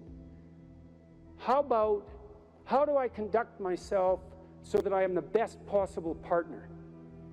Now that's a whole different, right? That's a whole different conceptual universe, and virtually no one ever asked that question. And I would say, well, if you want an answer to the first question, which is how do I find the person who's right for me, you actually start by asking the second question, which is what can I bring to the table for someone else? And if you're really good at bringing something to the table for someone else, hey man, people might be lining up to be your partner. And if they're not, then you might think, well, maybe I'm just not bringing the right thing to the table. And that's worth thinking, especially if you're desperate, you're lost, and you're alone. It's like, maybe I got this wrong. And I usually sort of top that with the suggestion that even if you did find the person who was perfect for you, and they're that perfect, what makes you think they wouldn't take one look at you and run screaming away? And they likely would if they were that perfect, because, really, are you that much of a catch? And if you think you are, that might be part of the problem. So that's one, right? Intimate relationship. So I would say to you at the crossroads, develop a vision for your relationship. There's a gospel saying, which is, of course, impossible to comprehend or believe. Knock and the door will open, ask and you will receive, seek and you will find. And people think, well, no way, the world's not constituted like that. It's like, it goes back to the idea of aim. If you don't aim at it, you're not going to hit it. And it might also go back to a question about what do you mean by ask and what do you mean by want? Because it isn't just some casual request. You're praying to God, I wish I could find my wallet or something like that, as if he's the casual granter of magical wishes, like a fairy with a magic wand. It's not that. Asking means something like this: I am willing to give up everything that I'm doing wrong so that I can put things right, if I could know what right was. And that's you're on your knees when you say that, man. And maybe if you're on your knees, you get the answer.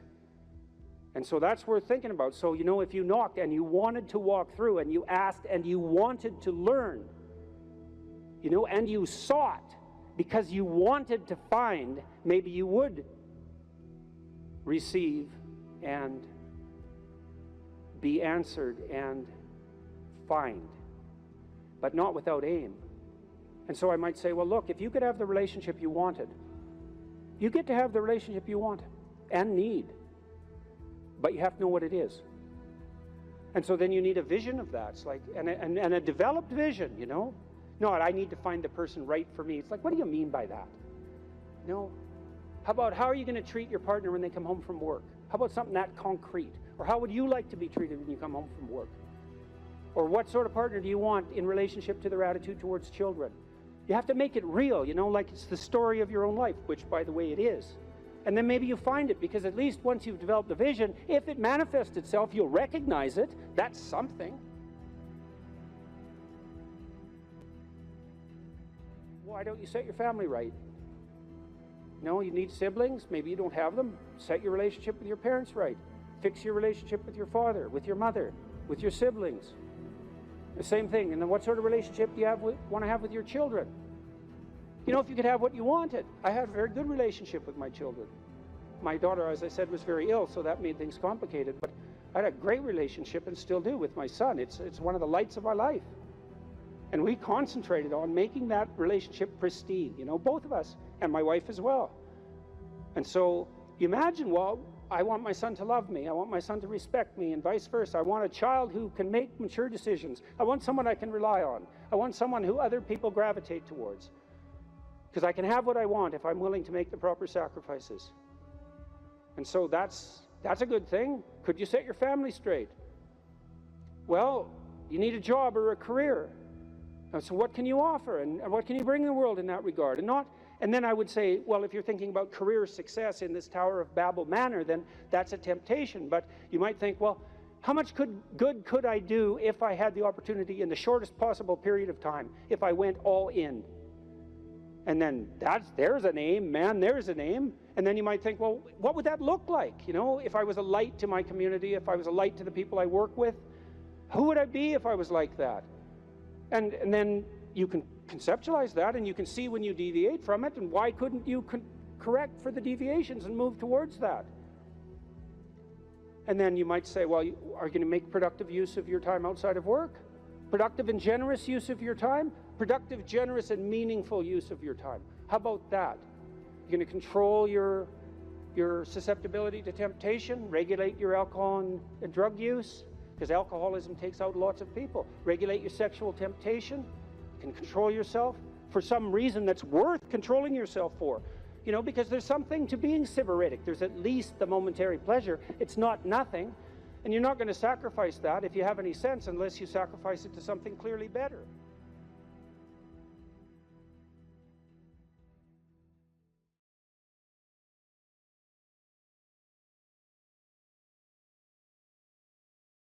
What steps should someone take to start developing delayed gratification when they constantly give in to instant gratification? Well, okay, imagine, I know the answer to this to some real degree, because I had graduate students in particular who I picked because they were very smart and often very creative, but sometimes they weren't very conscientious. So they had a hard time delaying gratification. And so, well, I would say, if you would like to discipline yourself, which is a very good idea,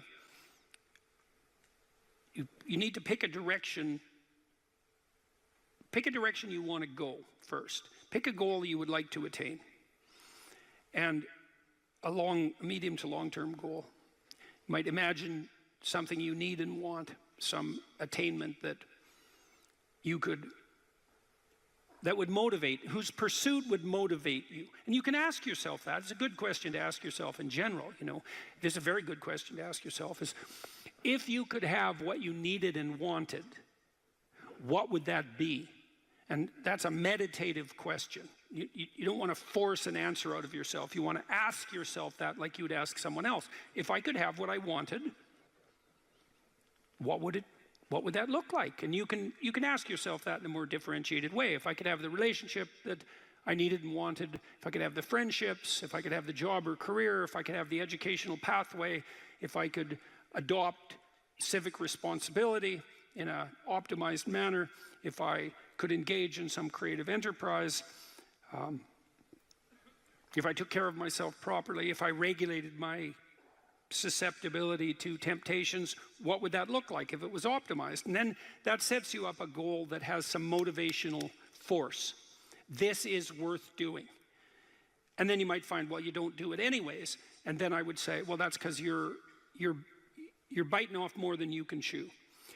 The next goal is to take your goal and to fragment it into micro goals until you find a micro goal that's small enough that it still presents some challenge that you will do. And so I've become, one of the things I'm known for, I suppose, is my advice to people to clean up their rooms. And the people who think I'm their enemy laugh about that rule because of its simplicity, let's say. But the only reason they think it's simple is because they've never tried it. It's actually extremely difficult. And it was very frequently the case that, well, it's very difficult to put your room, your office, your bedroom in order. I mean, you think about your bedroom, hypothetically, let's say you're married, you share that room with someone else. Is your bedroom in order? Really? And I don't just mean, is it neat? Maybe it's too neat. Maybe it's too orderly. Maybe it's too sterile. Maybe it's too bare. Maybe that characterizes your whole bloody relationship. Maybe, really? And maybe that is genuinely reflected in the state of your room, because it's very probable that that room is a microcosm of your marriage. It's highly probable. And so what that would mean is to organize that room would require the organization of your marital life, not least because if you want to put that room in order, you're going to have to negotiate with your wife about how that's going to be done. And while you're making that negotiation, even in relationship to the micro details, you're going to encounter almost everything that's wrong with your relationship. And so, you might ask yourself when you walk into your bedroom, I hate this bedroom. It's like, you should really think that through. And then you need to think through what you would need to do so that you love that room, or even more complexly, so that you both loved it. Because that's a tough thing to attain, boy, because you're going to have differences in taste, you're going to have differences in orderliness. There's all sorts of things that you're going to have to negotiate in order to make that room you both inhabit jointly desirable. Anyways, you set yourself a goal, ask yourself what goal you want to set, and then break the goal down into steps that are small enough so that even someone as pathetic as you could manage them. And that requires a tremendous humility. I know it was frequently the case, for example, with my clients, that I would do an analysis of their situation in life, and let's say, just for the sake of argument, that someone was 30, living at home, in the bedroom they grew up in high school, in a complete bloody state of disorder, both moral and practical. And one of the relatively simple steps that we might agree upon with regards to moving forward is the person might think, well, I'm 30, I'm really immature, I haven't taken any responsibility for my life, my mother still makes my bed and cleans up after me. It's like, well, why don't you just start with that? Because you're not going to just fix your life. Why don't you just try to clean up your room like you're a mature 14-year-old instead of a dreadfully dismal 30-year-old. And so, first of all, it's really hard for someone, even if they're desperate, to admit that that's necessary, right? Because it's so bloody humiliating. I mean, really, I'm so damn useless that my basic goal is going to be to clean up my bedroom. It's like, well, looks like it. And actually, it's worse than that, because then you ask the person, you negotiate with the person, they say, well, I'll try to clean up my room. Then they come back the next week and they say, I had one client, this was so funny, he's going to vacuum his rug. That was his goal for the week. He just had a child out of wedlock, and he was afraid that he was going to be a very bad father, which was a very realistic fear. And so he wanted to put himself together, you know, and so that's why he came to see me. And he lived in this squalor, and one thing we decided to do was that he could vacuum the rug, which he hadn't done for like 12 years because his mother would do it. And so it was so funny, it's so unbelievably comical. He went and got the vacuum, a stand-up vacuum, an upright vacuum, and he brought it into his room, but he didn't bring it all the way in.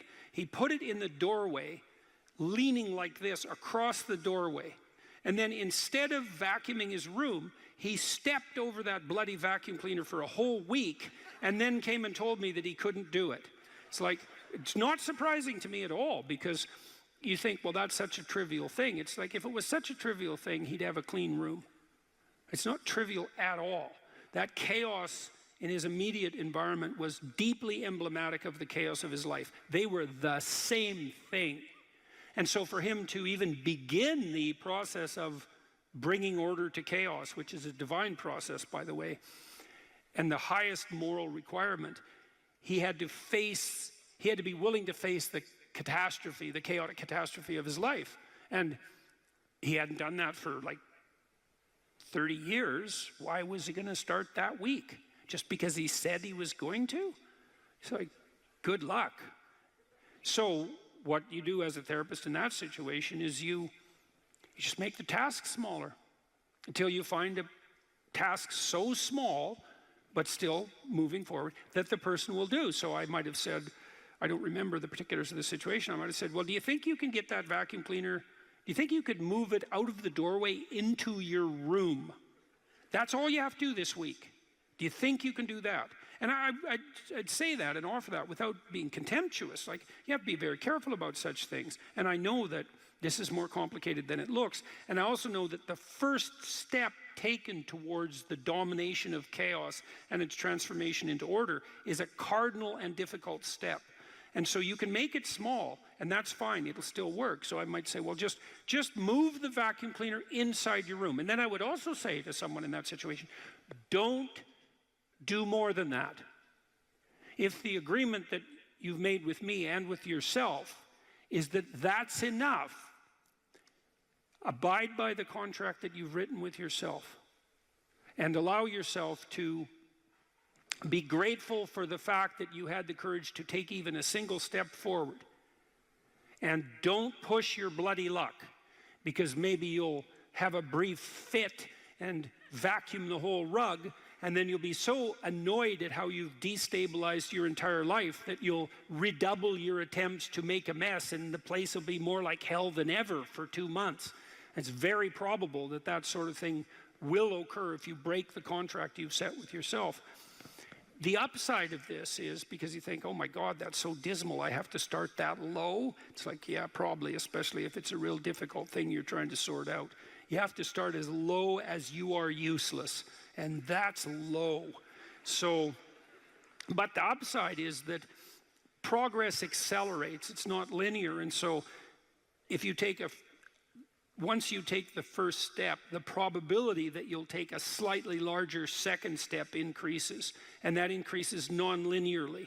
And so once you get the ball rolling, so to speak, once you start pushing the rock uphill, you can do it faster and faster. And so even if you have to start in a very humiliating manner, that doesn't mean that's where you'll end. One of the things that Tammy and I learned to do, and this was a consequence of me being trained as a behavior therapist, is, you know, we'll just take an example that maybe I was trying to learn how to compliment her when she dressed nicely.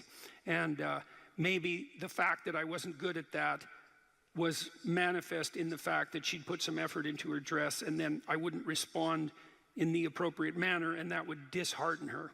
And I don't particularly remember that exactly happening, but it'll be a perfectly reasonable example. And so then she would be displeased. And then the question would be, well, is she displeased because I'm too stupid to offer a proper compliment? Or is she displeased because she's so needy and lacking confidence that she needs a compliment that would go beyond the ordinary. And the answer is, what the hell do we know? Could be one or the other or both. And so what's a possible solution to that? And one possible solution would be, okay, if you do put some effort into your appearance, or I do, we could reverse the situation, but if you put some effort into your appearance, and you would like to hear from me exactly the words that would give you, that would reward you for doing that and provide you with the confidence to attempt it again in the future, what would those words be?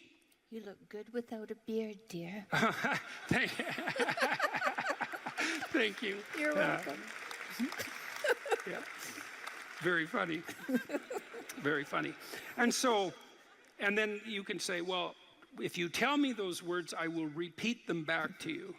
And then the person who needs the words might object, well, that's false, it's superficial, it's artificial, it's not spontaneous.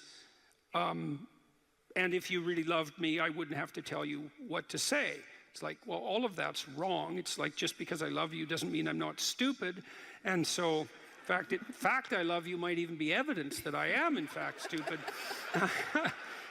So like, help me out here. I don't know what you want, and maybe you could just tell me, and then I'll tell you what you want, and I'll do it stupidly and badly. But I'll be slightly better at it the next time, and maybe if you let me practice 50 times stupidly and badly, I'll get reasonably good at it, and then that's something that we'll be both good at for the rest of our lives.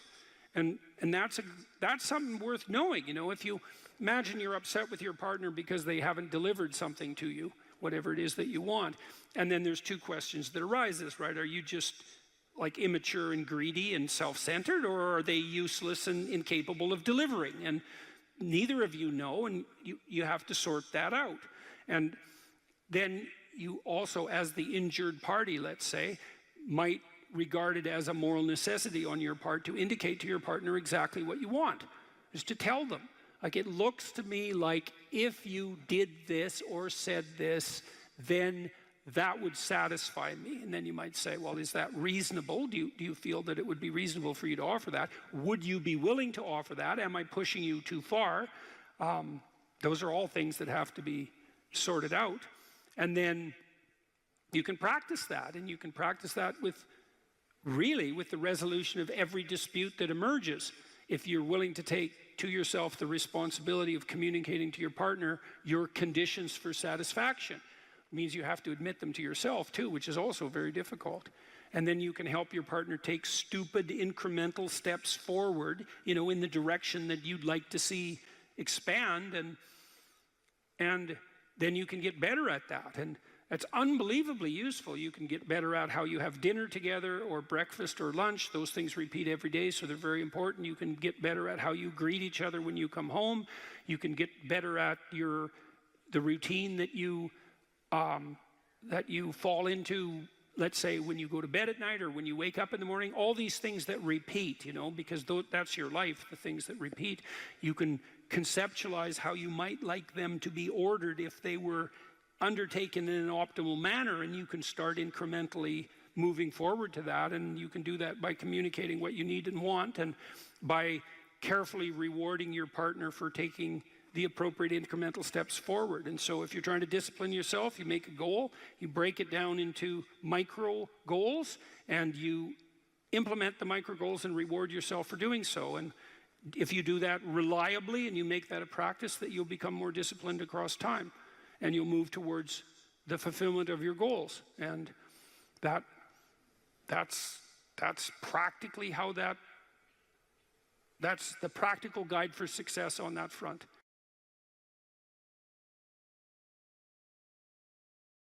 So I was talking to a client the other day.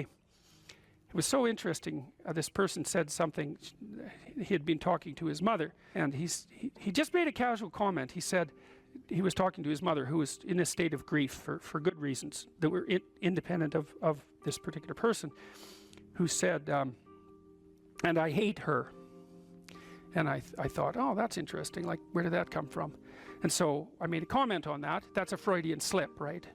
Because the conversation was flowing, and then this little emotion tagged utterance came forward. And whenever an emotion tagged utterance of that sort comes forward, you know it's associated with a whole rat's nest of underlying pain and anxiety and what would you call it, disappointment and frustration that hasn't been properly rectified. So it's like a marker. And you know this when you're talking to people. They say something and you think, oh, you know, like, wow, too much information. That's one way of thinking about it. It's like, just what are you up to? And then if you have any sense, you just forget that even happened and you continue. But that's like the snout of a dragon peeking out from a cave. And you might say, well, it's just a snout, man. But it's not, because dragon snouts tend to be attached to the whole damn dragon. And so this is also something to know about relationships, because when you're in a relationship with someone, they'll do that now and then. They'll, you know, utter something and you think, haha, it's like there's a bump in the road. Well, we're going to look underneath that at our peril. But if you do go down there and you look at it, then the whole thing comes, you can start to disentangle the web of memories and experiences that are all tangled together as a consequence of their emotional identity. Because I could say, well, everything that makes you anxious or everything that makes you upset is the same as every other thing that's ever made you upset. And then there's an even different subset of that, which is all those things that have made you upset that you've never dealt with. They're all laying down there at the bottom of your nasty little soul, waiting to pop themselves up in some random utterance, right? And so then you go in there at your peril, because if you're the person who pokes around in that, then you're going to get blasted with all of that stuff. It's going to come out like almost uncontrollably. Then you can sort it out. And so what you find is if you ask a person a question like that and then you let them free associate, which is just talk about it, they'll do a wandering around like that maze that I told you about. They'll do a wandering around of that entire territory. And sometimes just having them wander around in it can help them straighten it out. But you might find out that something happened to them 15 years ago that left them with a terrible sense of guilt or dismay or frustration. And then when they interact with their parent in a certain way, the parent knows exactly how to tap that, and then that all comes up, and that's what produces that little utterance. And so that's the material of the world manifesting itself. That's what matters manifesting itself. And it almost always manifests itself as an object, something that objects. We're having a conversation. It's going quite well, no problem. There's a bump in it. There's an emotional disjunct, right? Now we're no longer in the same place at the same time. We're no longer playing the same game. So then I might say, okay, well, let's open that up and see what's behind it. Well, and the question is, what's behind the game you're playing? And the answer to that is all the world that you're ignoring, always. So when imagine that, think about it this way. You're trying to do well in a class and you get a bad grade. Okay, so you're in this little frame, you want to get a good grade, that isn't happening, you got a bad grade. Okay, what is it that's manifesting itself as the bad grade? Well, you could say, well, it's a C- on a piece of paper. It's like, well, that's, really? No. That's the objective manifestation. You got a piece of paper with a C-. The value-free proposition is that you've been delivered a piece of paper with a curve on it and a little, negative sign. Well, you think, well, that's what that is. Well, it's as dopey as thinking, well, here you got your failing grade, you go into the lab and you weigh it on a scale, and then you burn it and see what it was made of. It's like, well, why did I get so upset about that? It's just paper. It's like, no, that's not just paper. It's an entity that exists in a web of connections. The fact that it's signified by paper is almost completely irrelevant. What is it? The answer is, you don't know. And that's why when you pick it up, you get this paralyzed sinking feeling, because your limbic system is a lot smarter than your perceptual systems. And your perceptual systems say, well, that's a piece of paper, and your limbic system says, nah, for sure, dragon. Right.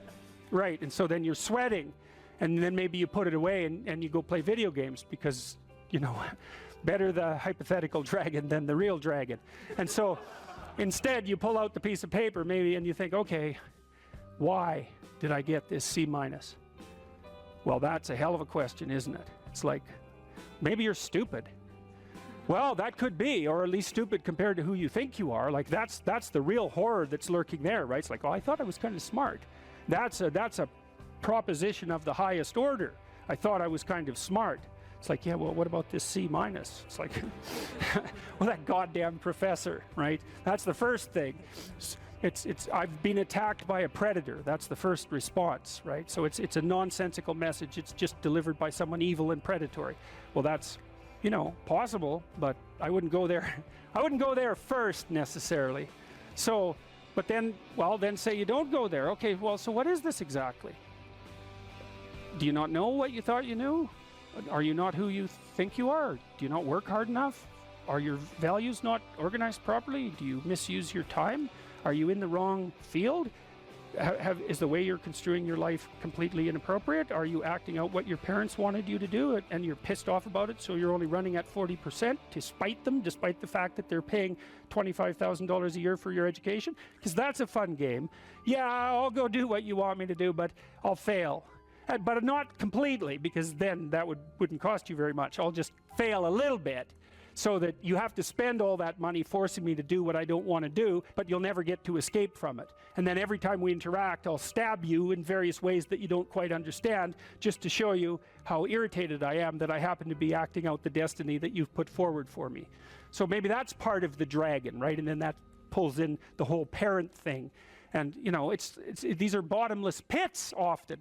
When you're in the world and something objects to you, something that matters objects to you, then in the entire unrealized world is in that thing that objects. It's all tangled up inside it. That's why it's the great dragon of chaos. It's everything that's outside of your conceptual structure. And what is that? It's everything that lurks outside of your walled city.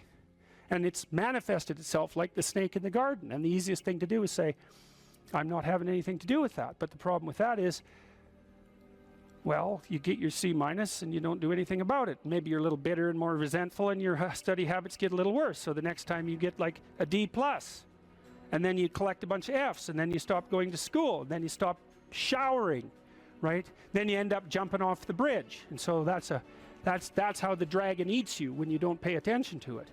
And so it's no bloody wonder that people avoid, you know.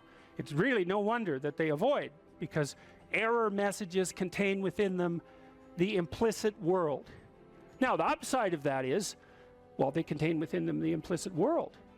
And the world isn't all negative. And so maybe you get your C minus, and that's actually the best gift you ever got, because somebody finally took you and went, whack, you know, clue in. And so you take that apart and you think, oh, I don't know how to write. I don't know how to think. I've never read anything in my life. My study habits are abysmal, you know, like maybe I'm working at 2% efficiency, which is probably, I would suspect that, you know, some of you aren't doing that, but I bet there's 30 to 50% of the people in the room are working at 2% efficiency. It's like, to find that out is so optimistic. I mean, if you're barely hanging in there, but you're only working at 2%, you might imagine what you could have as a life if you're working at like 50%. So the C minus can be the best gift you ever had, and that's the gold that the dragon hoards, right? That's exactly what that means. You write in the book, there is no faith and no courage and no sacrifice in doing what is expedient. What do you say to those viewers that don't pursue their dreams and are locked in their careers because they are too afraid to take risks and pursue something meaningful? Well, the first thing I would say is, well, you should be afraid of taking risks and pursuing something meaningful. But you should be more afraid of staying where you are if it's making you miserable. You're paying a price by sitting there being miserable. You might say, well, the devil I know is better than the one I don't. It's like, don't be so sure of that. The clock is ticking. Yeah, and if you're miserable in your job now and you change nothing, in 5 years, you'll be much more miserable and you'll be a lot older. But isn't it a luxury to pursue what is meaningful? Our viewers have mortgages, they have children, yeah. They have payments and loans. It's a luxury to pursue because we lack the resources. Well, I don't remember now, I'm not talking about what makes you happy. It's a luxury to pursue what makes you happy. It's a moral obligation to pursue what you find meaningful. And that doesn't mean it's easy. It might require sacrifice. If you need to change your job too, let's say you have a family and children and a mortgage, you have responsibilities.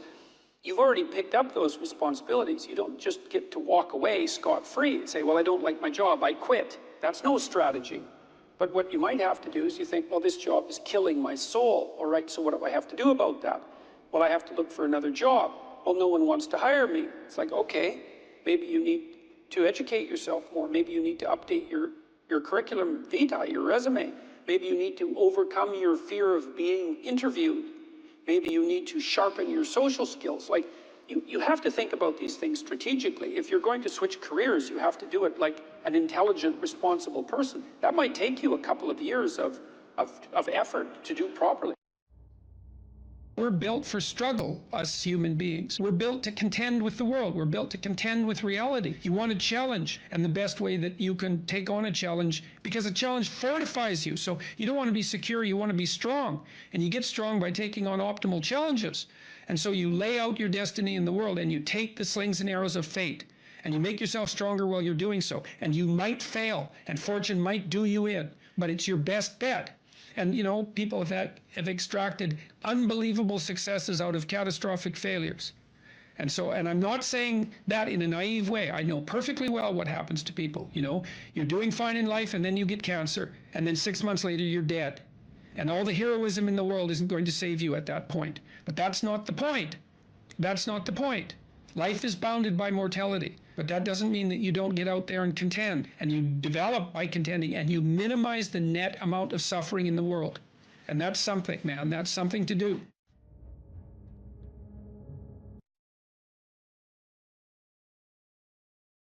To determine when you were being inauthentic or non-congruent. And I've thought about this for a long time and tried to sort it out in a practical manner, and what I've concluded is this. You could try this for a couple of weeks. It's an extremely interesting exercise. So you sort of have to detach yourself from your thoughts and what you say. So you got to assume, you start by assuming that what you say and what you think is not necessarily you. And of course that's just the case, because a lot of what you think, in fact most of what you think and most of what you say, are the opinions of other people. They're things you've read or things people have told you. You know, that's a benefit in some ways because you get all those thoughts that other people have spent a long time formulating, but it's a disadvantage in that it's not exactly you. Okay, so you detach yourself from that. You're no longer your thoughts or the things that you say, or maybe you're no longer all of them. And now what you're going to try to find out is which of your thoughts and things that you say are you, and maybe so you can not utilize the rest, or maybe so that you can correct the rest, because they're not representative of yourself as an integrated being. They don't take everything into account.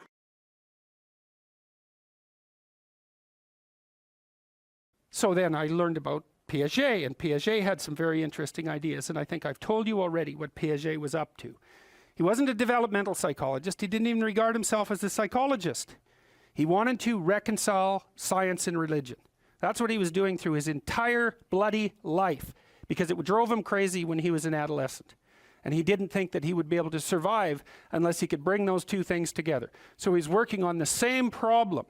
And so one of the things that Piaget, who was very prone to observation, he was an ethologist of human beings. That's a good way of thinking about it. An ethologist is a scientist who studies animals by watching their behavior rather than studying them under laboratory conditions. And he got very interested in the spontaneous emergence of morality in the play of children.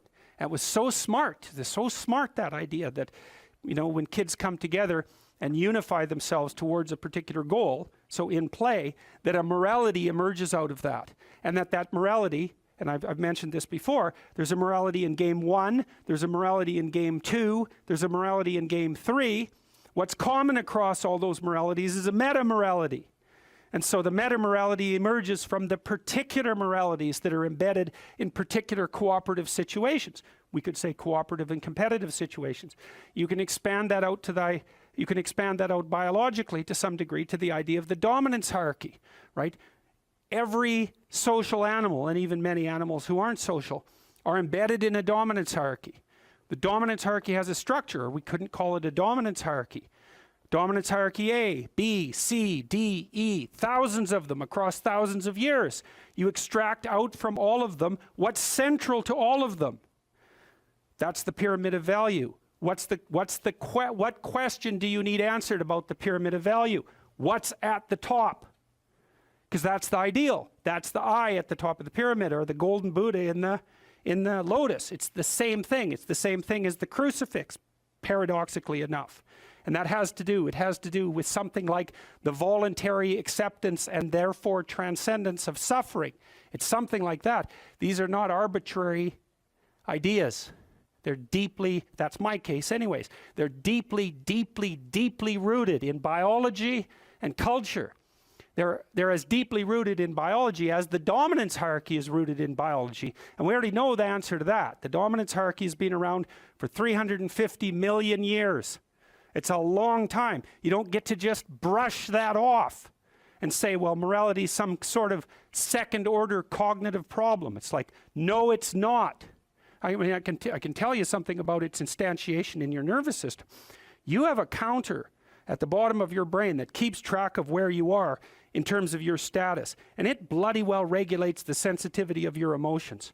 So if you're at the bottom of the hierarchy, barely clinging on to the world, everything overwhelms you. And that's because you're damn near dead.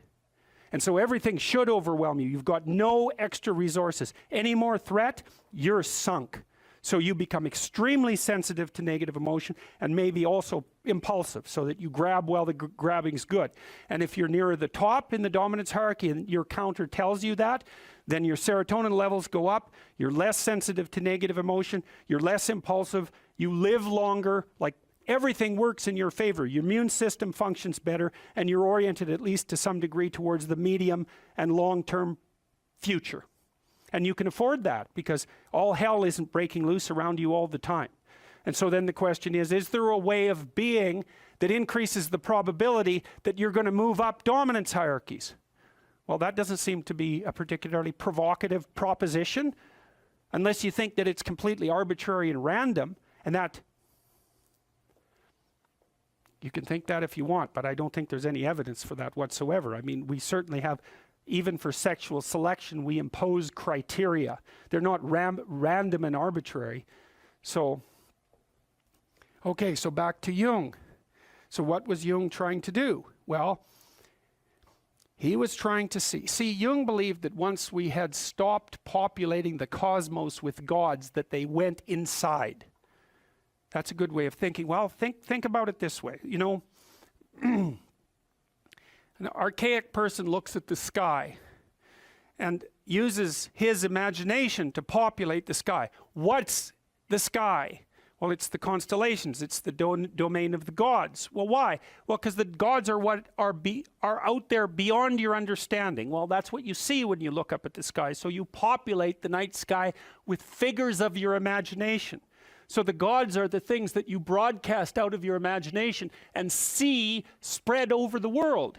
It's like the contents of your unconscious are manifesting themselves when you encounter the unknown. It's exactly what it is. That's exactly how else could it be, right? You're projecting your fantasy onto what you don't understand. That's how you start to cope with what you don't understand. You populate the unknown with deities. Where did they come from? They came from your imagination. Well, what happens when you take them out of the world?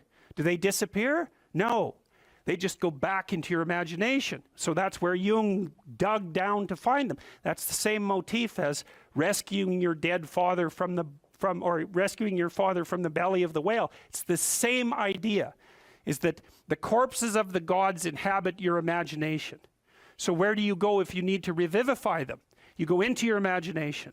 And that's exactly what Jung did. And I mean, this is no secret. If you read Jung, he tells you that's what he did. He tells you that's why he did it. It's not an interpretation on my part.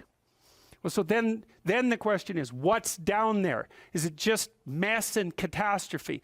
Or is there something in it that's patterned? Well, Jung's proposition was that you rediscover the great archetypes that guide human being by investigating the structure of your imagination. When he thought about the imagination, in some sense, at least in part, as a manifestation of your biology. Well, yes. What else would it be?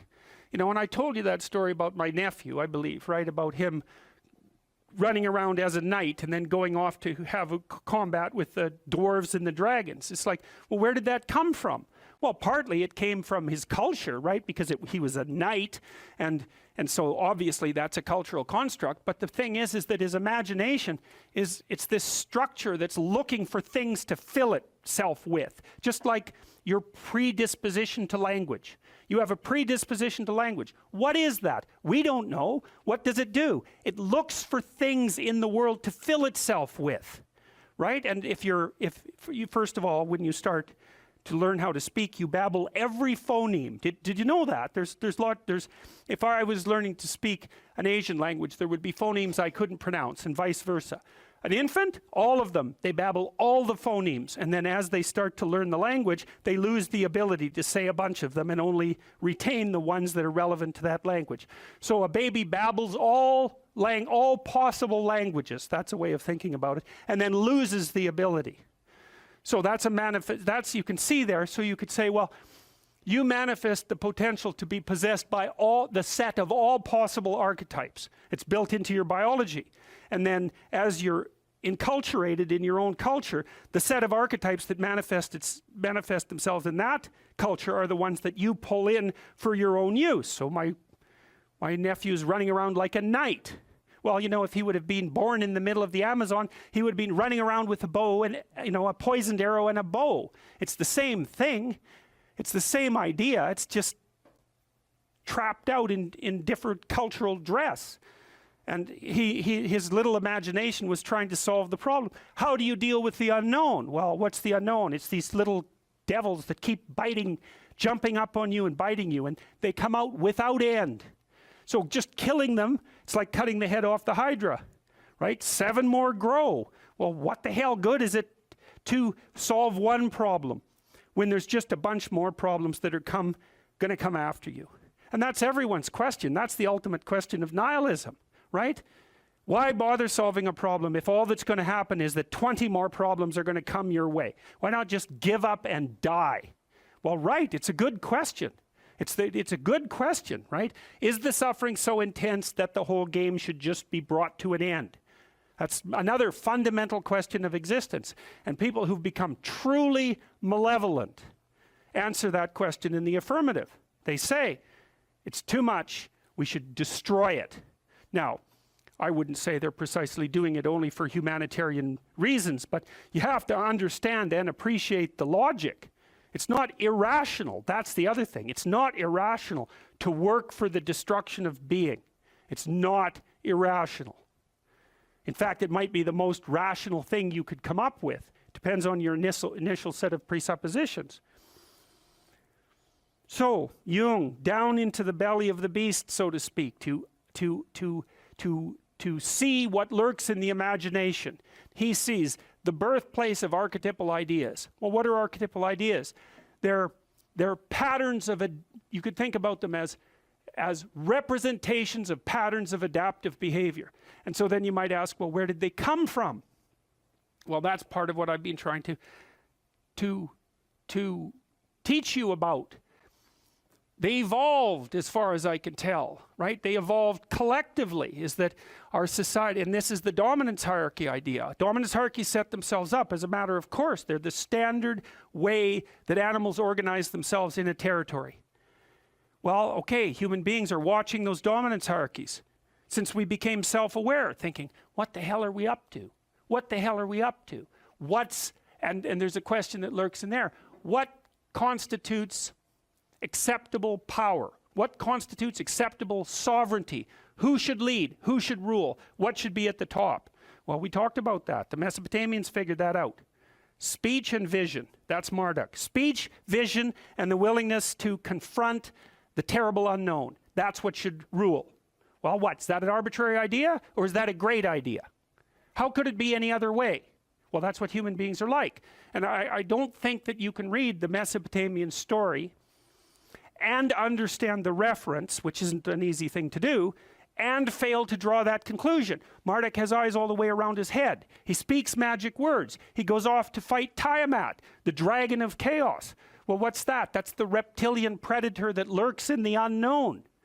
Well, is any of that, is there anything about any of that that stands in opposition to what you would presume if you were just analyzing our situation from a purely biological perspective? We're prey animals, we're predators. We've been threatened by reptiles forever. Why wouldn't we use the predator that lurks in the dark forest or the water as a representative of the unknown? Why wouldn't we harness that circuitry? We already have it at hand, and even more to the point, how could we do anything else? It makes perfect sense. Well, so then you might say, well, what would you want to be king? You could say king of the world or king of your own soul. What do you want to subordinate yourself to? How about your heroic willingness to encounter the unknown and articulate it and share that with people? There's no nobler vision than that. And I don't see that it's merely arbitrary. And so, and it's not merely arbitrary too, because if you do that, to the degree that you do that, assuming your society isn't entirely corrupt, you will be successful. It will actually aid you practically. You'll rise up above men. You'll be selected by women. You'll be admirable. You'll be valued. And you know that because if you look at the people that you admire and value, again, unless you've taken a detour into dark places and are possessed with admiration for people who are working for malevolent purposes and for destruction, you just have to watch the people that you admire and try to figure out what's common across them and draw your own conclusions. And you can ask yourself too, when you're torturing yourself with your conscience because you're not doing what you should be and you know it, what is it that you're torturing yourself in relationship to? You have a vision of your own ideal and you torment yourself if you're not matching it. What's the ideal? Well, you don't know, right? It's kind of incoherent and poorly articulated, but that doesn't mean it isn't trying to manifest itself and make itself known to you. It's really the purpose of religious education, is to make that ideal articulated. The internal problem is, how do you deal with tragedy and malevolence? And you can say, well, I'm not prepared. It's like, yeah, fair enough. Unsurprising, especially if you were overprotected as a child. It's not a good idea to overprotect your kids because the snakes are going to come into the garden no matter what you do.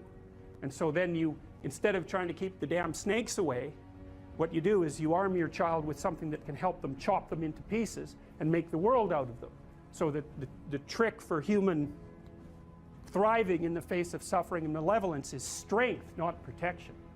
It's a completely different idea. We also know this clinically. We know, for example, that if you treat people with exposure therapy for agoraphobia, which is, roughly speaking, the fear of chaos, I would say, the fear of everything, you don't make them less afraid.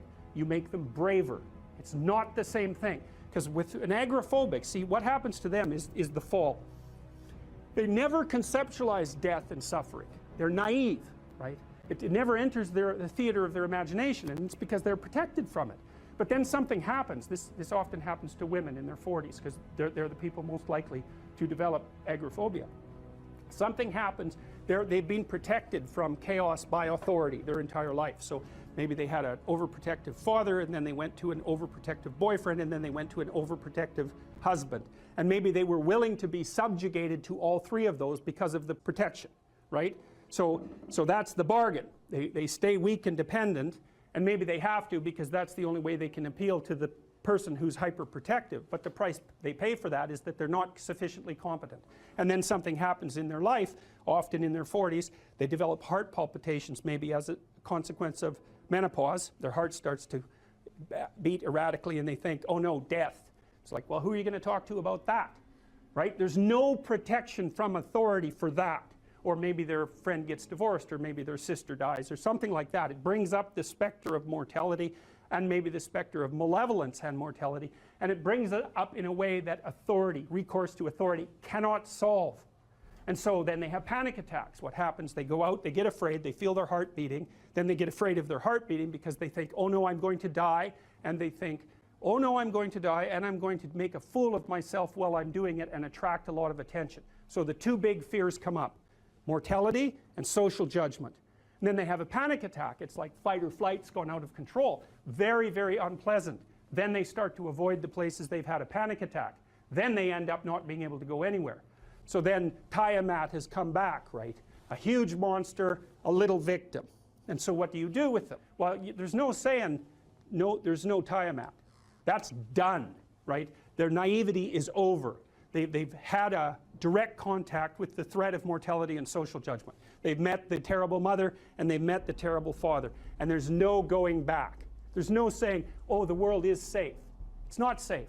Not at all.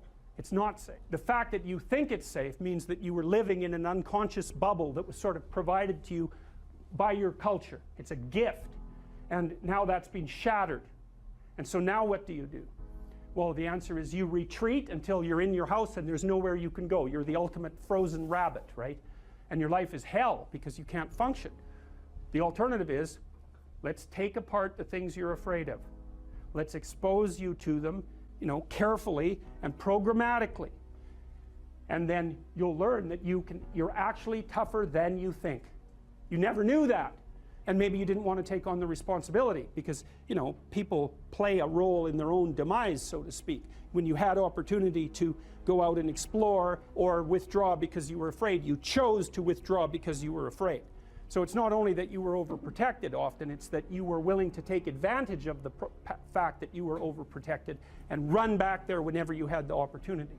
So maybe you're a kid in the playground, right, and you're having some trouble with other kids, and in the back of your mind, I should deal with this myself, but you go and tell your mom and get her to intervene. And you know that that's not right. You know that you're breaking the social contract, but it's easier, and so that's what you do. You run off to an authority figure and hide behind the Great Father, roughly speaking. Well, the problem with that is you don't learn how to do it yourself. So then you have to relearn it painfully when you're 40. So then you take people out, you say, well, what are you afraid of? Rank it from 1 to 10. So 10 is, we'll make a list of 10 things you're afraid of. The thing you're least afraid of, we'll call number 10. So we'll start with that. Okay, well, I'm afraid of elevators. Okay, well, let's look at a picture of an elevator.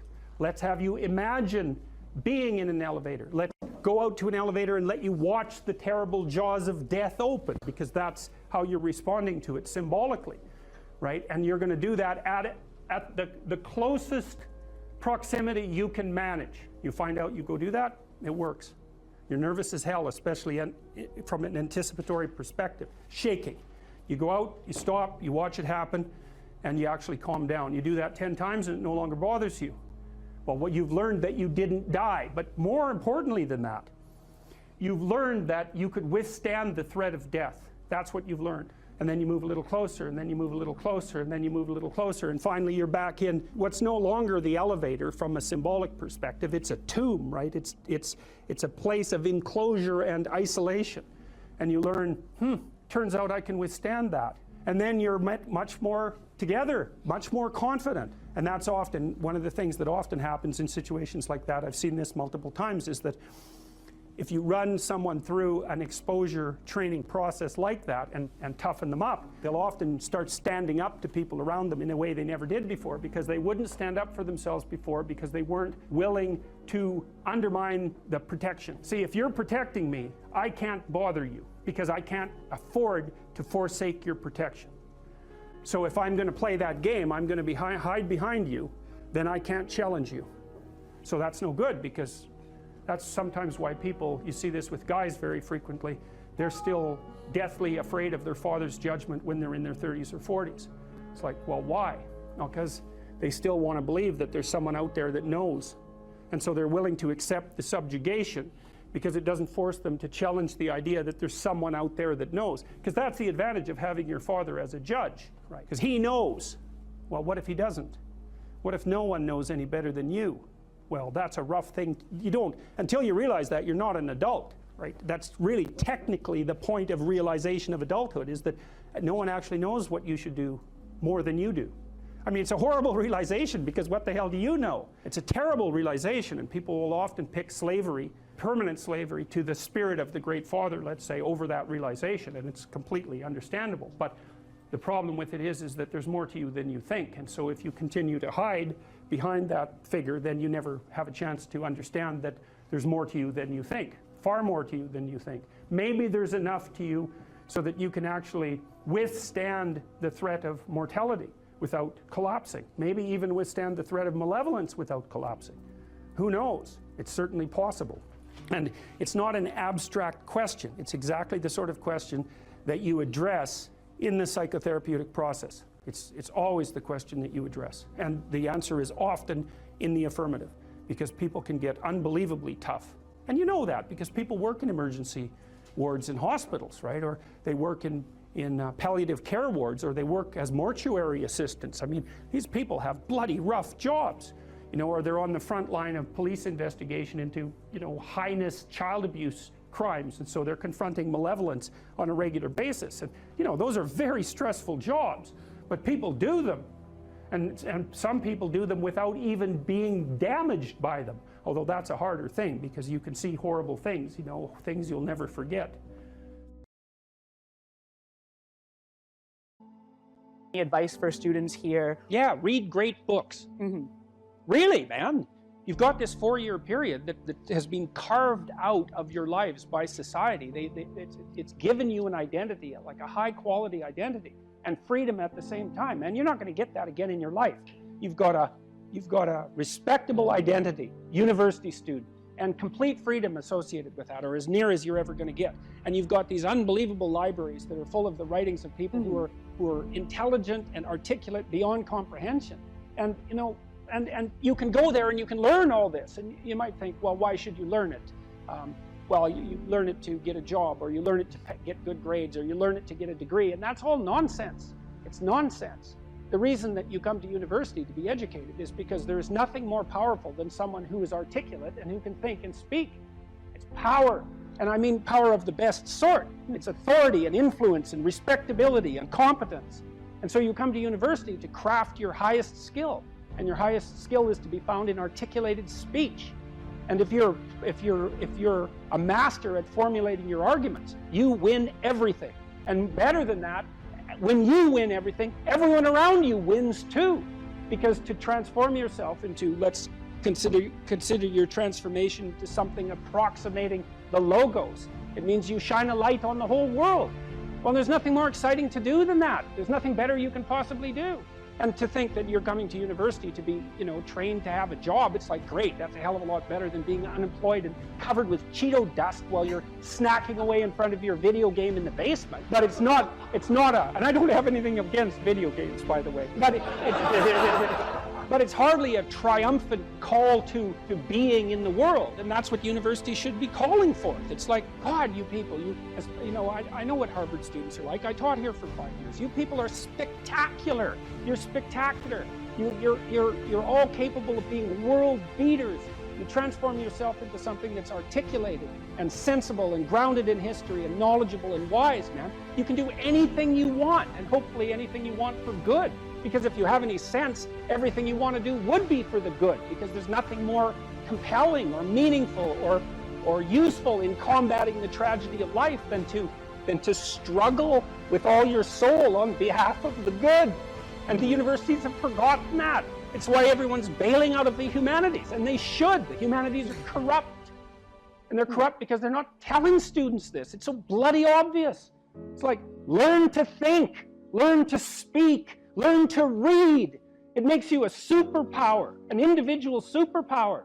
I don't understand why that isn't just told to students. It's not that hard to understand, and everyone wants to hear it. It's like, really? I could do that? I could do that? It's like, yeah, really, you could do that. And the whole society around you has labored for really thousands of years to provide every single one of you with this spectacular opportunity that you have while you're undergraduates and graduate students here, man. Everyone's just praying that you would come here and manifest everything that you could manifest. And that's what you should be doing, instead of waving placards and complaining about how you're oppressed, for God's sake. You see these Yale students complaining about their oppression. It just leaves me aghast. It's like, well, we're against the ruling class. It's like, no, you're baby ruling class members. You're young.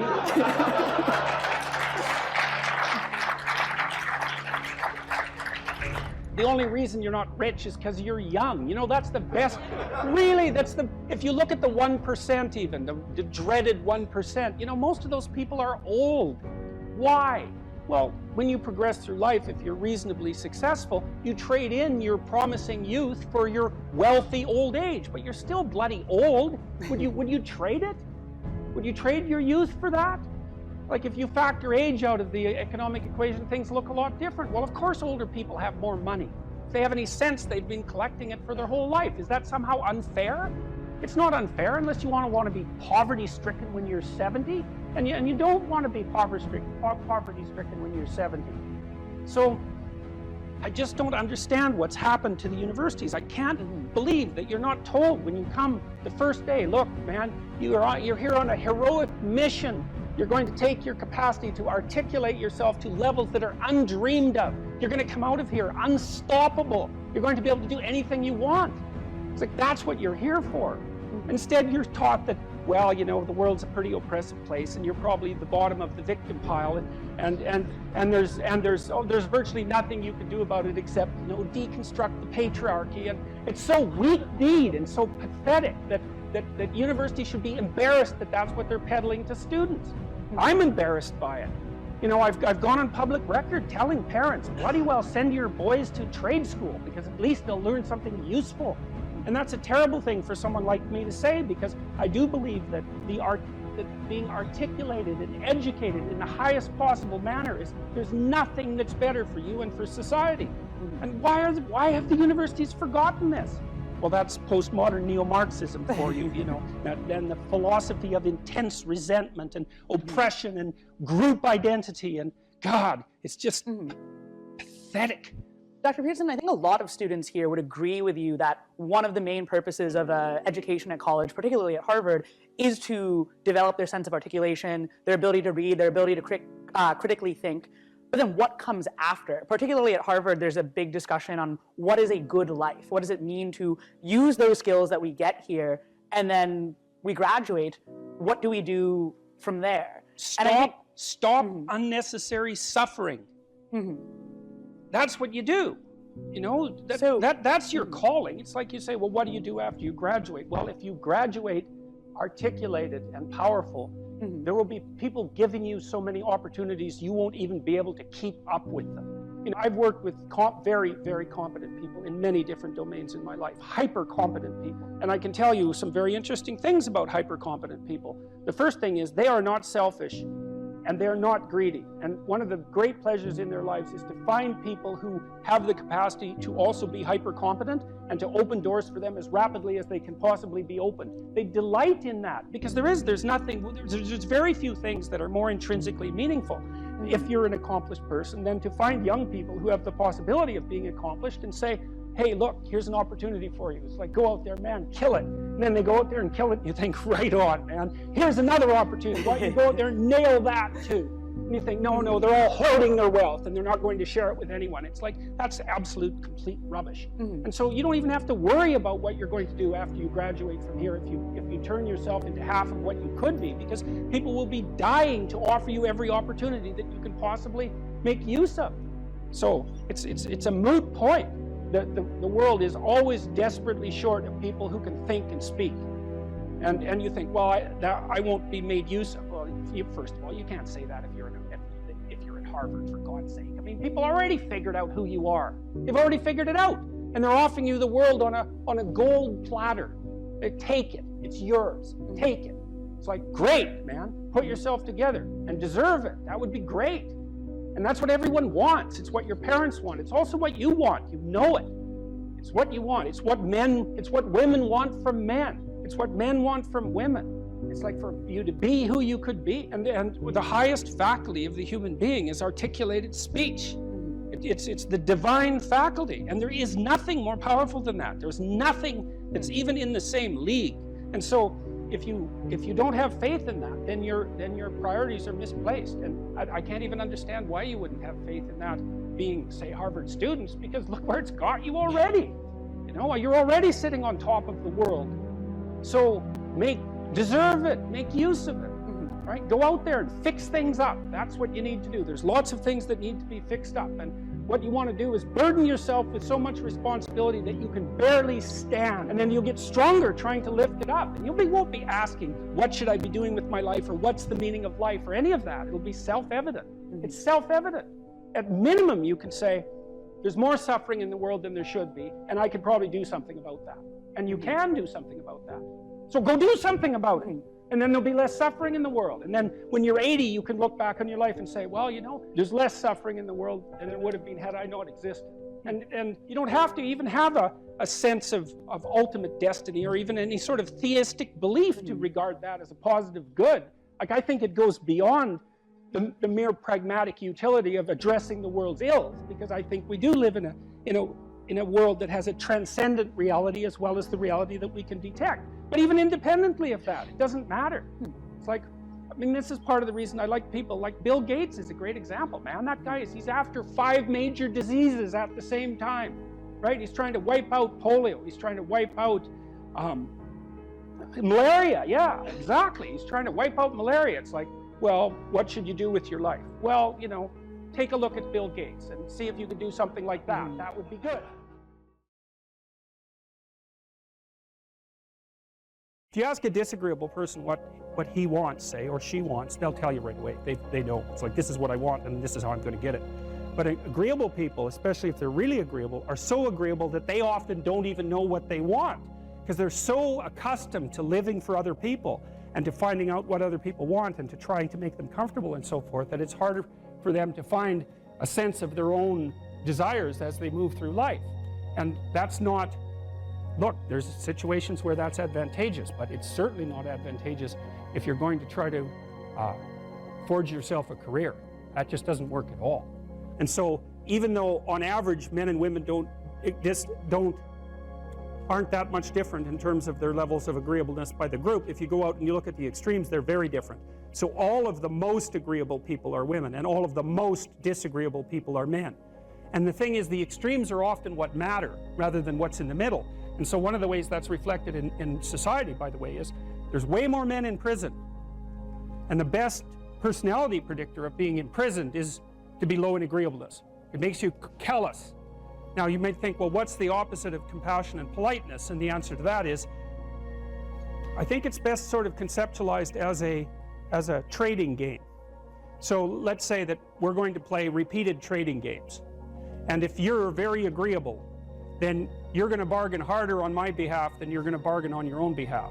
Whereas if you're very disagreeable, you're going to do the reverse. You're going to think, I'm in this trading game for me, and you're going to take care of your own interests. Where an agreeable person is going to say, no, at best this is, at worst this has to be 50-50, but I'd like to help you every way I can. One of the things you have to be careful of if you're agreeable is not to be exploited, because you'll line up to be exploited.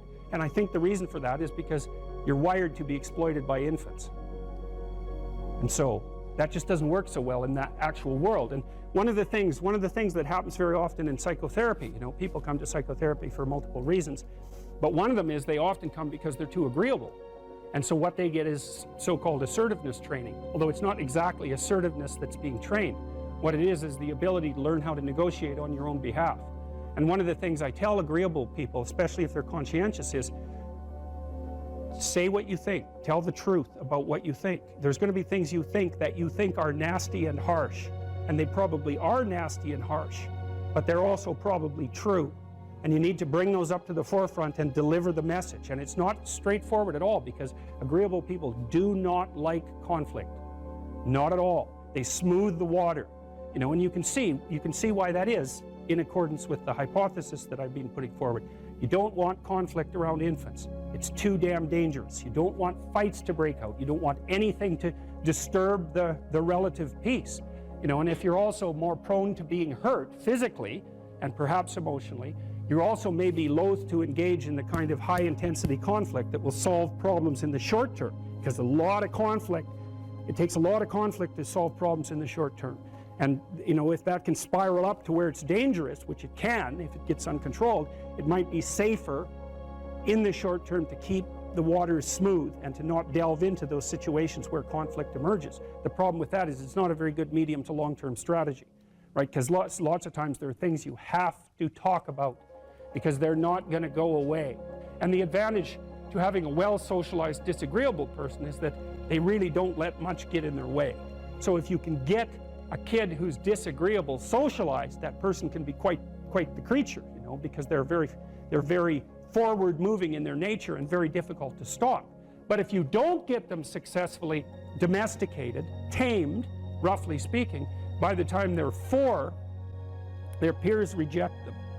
And that's a big problem, because your job as a parent is to make your child socially desirable by the age of 4. Like you want to burn that into your brain, because people don't know that. That's your job. And here's why. It's easy if you think about it carefully. So you imagine you've got a 3-year-old child, so sort of halfway through that initial period of socialization, and you take that child out in public. Okay, what do you want for the child? Who cares about you? What do you want from for the child? You want the child to be able to interact with other children and adults so that the children are welcoming and smile and want to play with him or her, and so the adults are happy to see the child and treat him or her properly. And if your child's a horrible little monster because you're afraid of disciplining them or you don't know how to do that properly, then what they're going to do is they're going to experience nothing but rejection from other children and false smiles from other parents and adults. And so then you're throwing the child out there into a world where every single face that they see is either hostile or lying. And that's not something that's going to be particularly conducive to the mental health or the well-being of your child. If your child can learn a couple simple rules of behavior, like don't interrupt adults when they're talking too much and pay attention and try not to hit the other kids over the head with the truck any more than is absolutely necessary, then, and share and play properly, then when they meet other kids, the kids are going to try out a few little play routines on them, and that's going to go well, and then they're going to go off and socialize each other for the rest of their lives. Because that's what happens, is that from 4 years old onwards, the primary socialization with children takes place among other children. And so if the kids don't get in on that early, they don't move into that developmental spiral upwards and they're left behind. And you can imagine how terrible that is, because a 4-year-old will not play with another 4-year-old who's 2. But a 5-year-old certainly will not play with a 5-year-old who's 2, right? Because the gap is just starting to get unbelievably large. And so the kids start out behind, and then the peers leave them behind, and then those kids are alienated and outside the peer group for the rest of their life. Well, those are the ones that grow up to be long-term antisocial, right? They're already aggressive. It doesn't dip down. Now, what happens to normal boys, roughly speaking? Imagine the aggressive 2-year-old types. They get socialized, so their level of aggression goes down, and then they hit puberty and testosterone kicks in, and bang, levels of aggression go back up. And so that's why males are criminals between the ages roughly of 16 and about 25. So, and it matches the creativity curve, by the way. It's so cool. If you look at the spike of creativity among men, 16 to 25, and it starts to go down, criminality matches that absolutely perfectly. So that's quite cool. So, and so the testosterone levels raise the average level of aggression among men. It's more dominance than aggression, actually, and testosterone is by no means all bad. And then it starts to decrease at about age 25 or 26, which is usually when men stop staying up late at night, stop drinking as much, develop a full-time career, and take on the burdens and responsibilities and opportunities that are associated with a long-term partner and family. And so, well, so that's the development of what I would call predatory aggression, because I also think that the agreeableness distribution is probably something like predatory aggression versus maternal sympathy. It's something like that. So if you look at other mammals that are predators, because we're predators as well as prey animals, if you look at other animals like bears, the male bear has absolutely nothing to do with the raising of the infants. In fact, the female bears will keep the male the hell away because he's likely to kill the infants and maybe even to eat them. So there's no maternality at all in solitary male mammalian predators. It's really useful to investigate the viewpoints of people who have opposing views to yours, because they'll tell you things. Not only will they tell you things you don't know, they'll also tell you how to see the world in ways that you don't see it. And they'll also have skills that you don't have, that you could develop. So for example, if you're an introverted person, it's very useful to watch an extroverted person, because the extroverted person has ways of being in the social world that aren't natural to you, that you can use to improve your toolkit. And if you're disagreeable, one of the best things to do with disagreeable people, especially if that's alienating them from other people, for example, because it can, people treat you like you're a selfish, arrogant son of a, maybe that's because you are. It's like, okay, so what do you do about that? One of the most promising treatments, let's say, for that is get the person to do something for someone else once a day, just as a practice, and learn how to do it. Maybe you can wake the circuit up, if you think that it's lying dormant in you, which is probably right. I think we have a very wide range of propensities within us. Some are switched on, genetic propensity. Some are switched on, but I think that if you put yourself in the right situation or walk yourself through the right exercises, you can switch some of these other things on as well.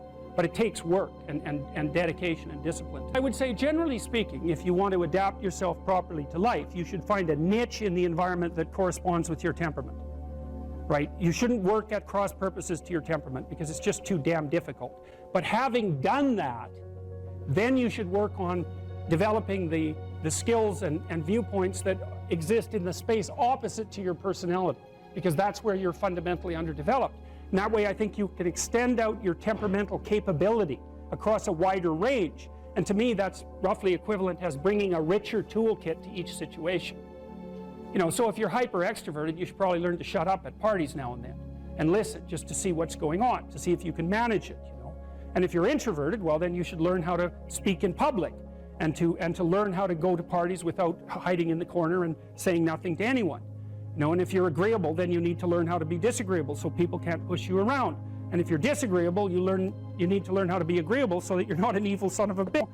So, and the same thing applies even in the conscientious domain. It's like if you're too conscientious, you need to learn to relax and let go a little bit. And if you're unconscientious, it's time, like, get out the Google Calendar, man, and start scheduling your day, right? And beat yourself on the back of the head with a stick until you're disciplined enough so that you can actually stick to something for some length of time and not living in absolute squalor, which is something that would characterize someone who's very disorderly, for example, because they don't notice. It doesn't bother them, disorder. It's like, maybe they can see it, but it doesn't have any emotional valence, and so it doesn't have any motivational significance.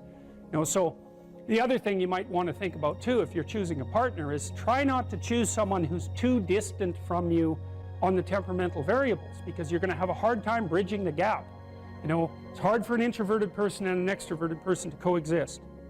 And it's really hard for an orderly person and a disorderly person to coexist, because they will drive each other nuts. Why don't you pick up? Why are you so obsessed by it? That's the basic argument, you know. So it's useful to know about your temperament so that you can negotiate the space with your partner as well. And I don't think you should try to find someone who's exactly the same as you, because then you don't have the benefits of the alternative viewpoint. But you got to watch it, because you may hit irreconcilable differences of various sorts. And I've seen that most particularly among couples who are high and low in openness. That's a rough one. And also high and low in conscientiousness. That's another rough one, because they just cannot see how the other person sees the world at all. You know, one thing about the dopamine system that's so important and also explains a lot of pathology, but also a lot of human evolution, is that we have basically one major reward system, which is the dopaminergic system. You know, I sometimes like the analogy that, you know, nowadays you hear about cryptocurrency or the dollar versus the euro versus the this versus the that. There's only one currency in all of reality, actually, and it's dopamine. Whether or not it's the dollar-backed dopamine or it's euro-backed dopamine or Bitcoin-backed dopamine, in the end, whether or not someone has $1 billion or $2 is really that currency resides as something that's transacted in the real world, but their notion of power and potential is dopaminergic. And so too, the potential for mates, the potential for food, how much food you have, you know, how much meat you have stored in the freezer tells you a lot about your security and well-being for you and your family, right? And that is translated into a dopaminergic internal representation of how safe and secure you are, et cetera. So this system of fear versus confrontation taps directly into the dopaminergic system. And there's a beautiful set of studies that were done in the 1960s, published in the journal Science, as you know, one of the top journals to publish in. Again, this is not work that I did, but where they gave people, human beings, the option to stimulate a number of different brain areas, just sitting in the clinic. And some brain areas would evoke feelings of drunkenness, others would evoke feelings of anger, others of sadness, others of sexual arousal. And the area that these subjects all preferred to stimulate the most, in fact, they would just sit there and lever press pretty much all day long, was this midline thalamus area. And the subjective feeling that they reported, I find this interesting and would love your thoughts on this, is one of mild frustration, anticipation of something, although they didn't know what.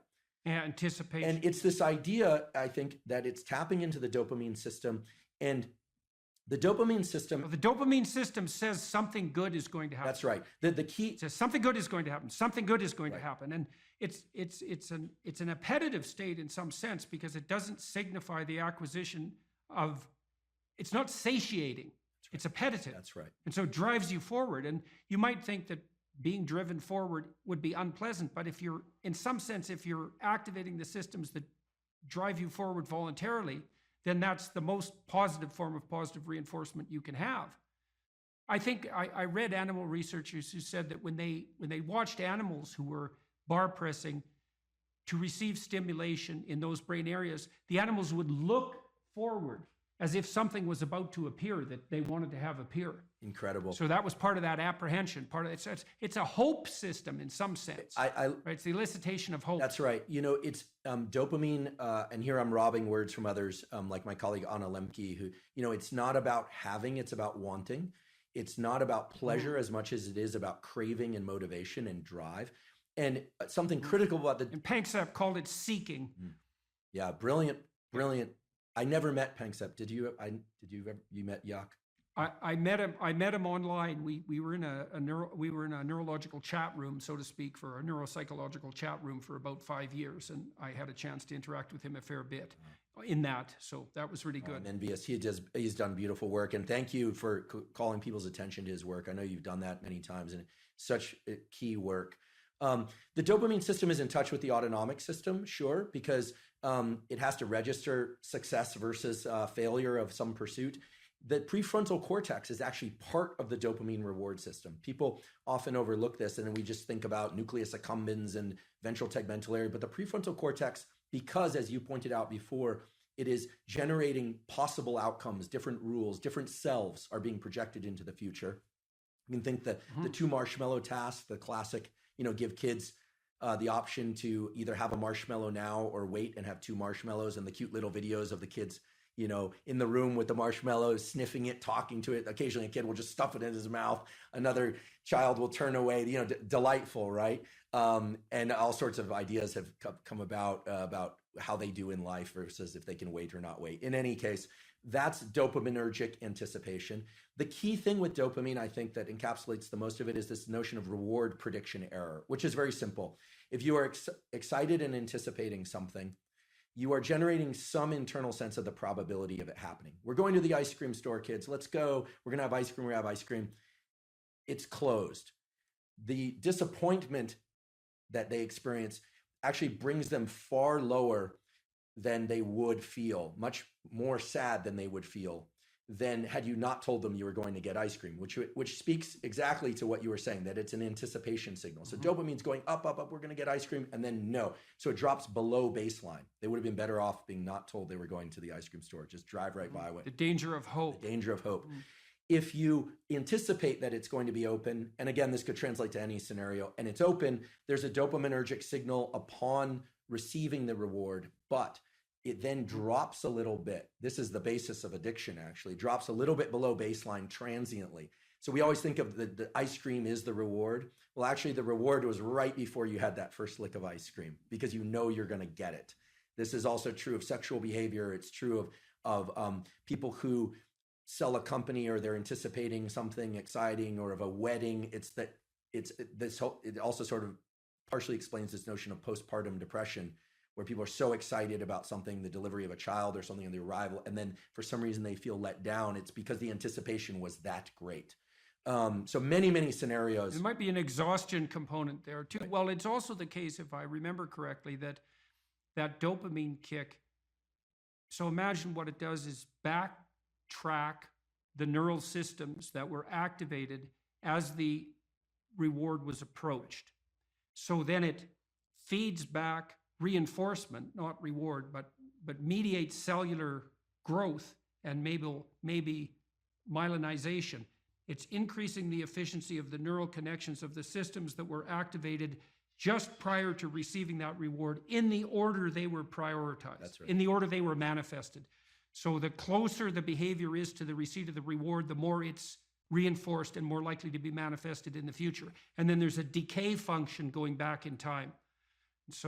And that's partly how an addictive subpersonality can grow too, right? Because you can imagine that there's a certain state of mind that you're in. Maybe it's a state of something approximating nihilistic hopelessness that grips you every time you're motivated to seek out your favorite drug.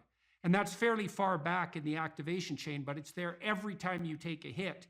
So what happens is the dopaminergic reinforcement produced by the drug reinforces that nihilistic hopelessness that drives the drug-seeking behavior. That's right. And that's how, in part, you develop a monkey on your back. Yeah, I love the example, even though I'm sad that it happens for people. I love the example because what you're saying is that, and it's exactly right, that the memory for events and states of mind and emotions that preceded a successful collection of reward or arrival at reward is set into a huge number of motor commands, some of which are subconscious.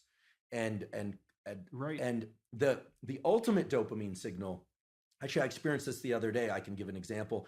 My girlfriend and I decided to go to the beach. We were going to do this little ritual that we've been talking about doing for a while. And I had on a piece of paper what we had written out we were going to do. And I had it in my back pocket.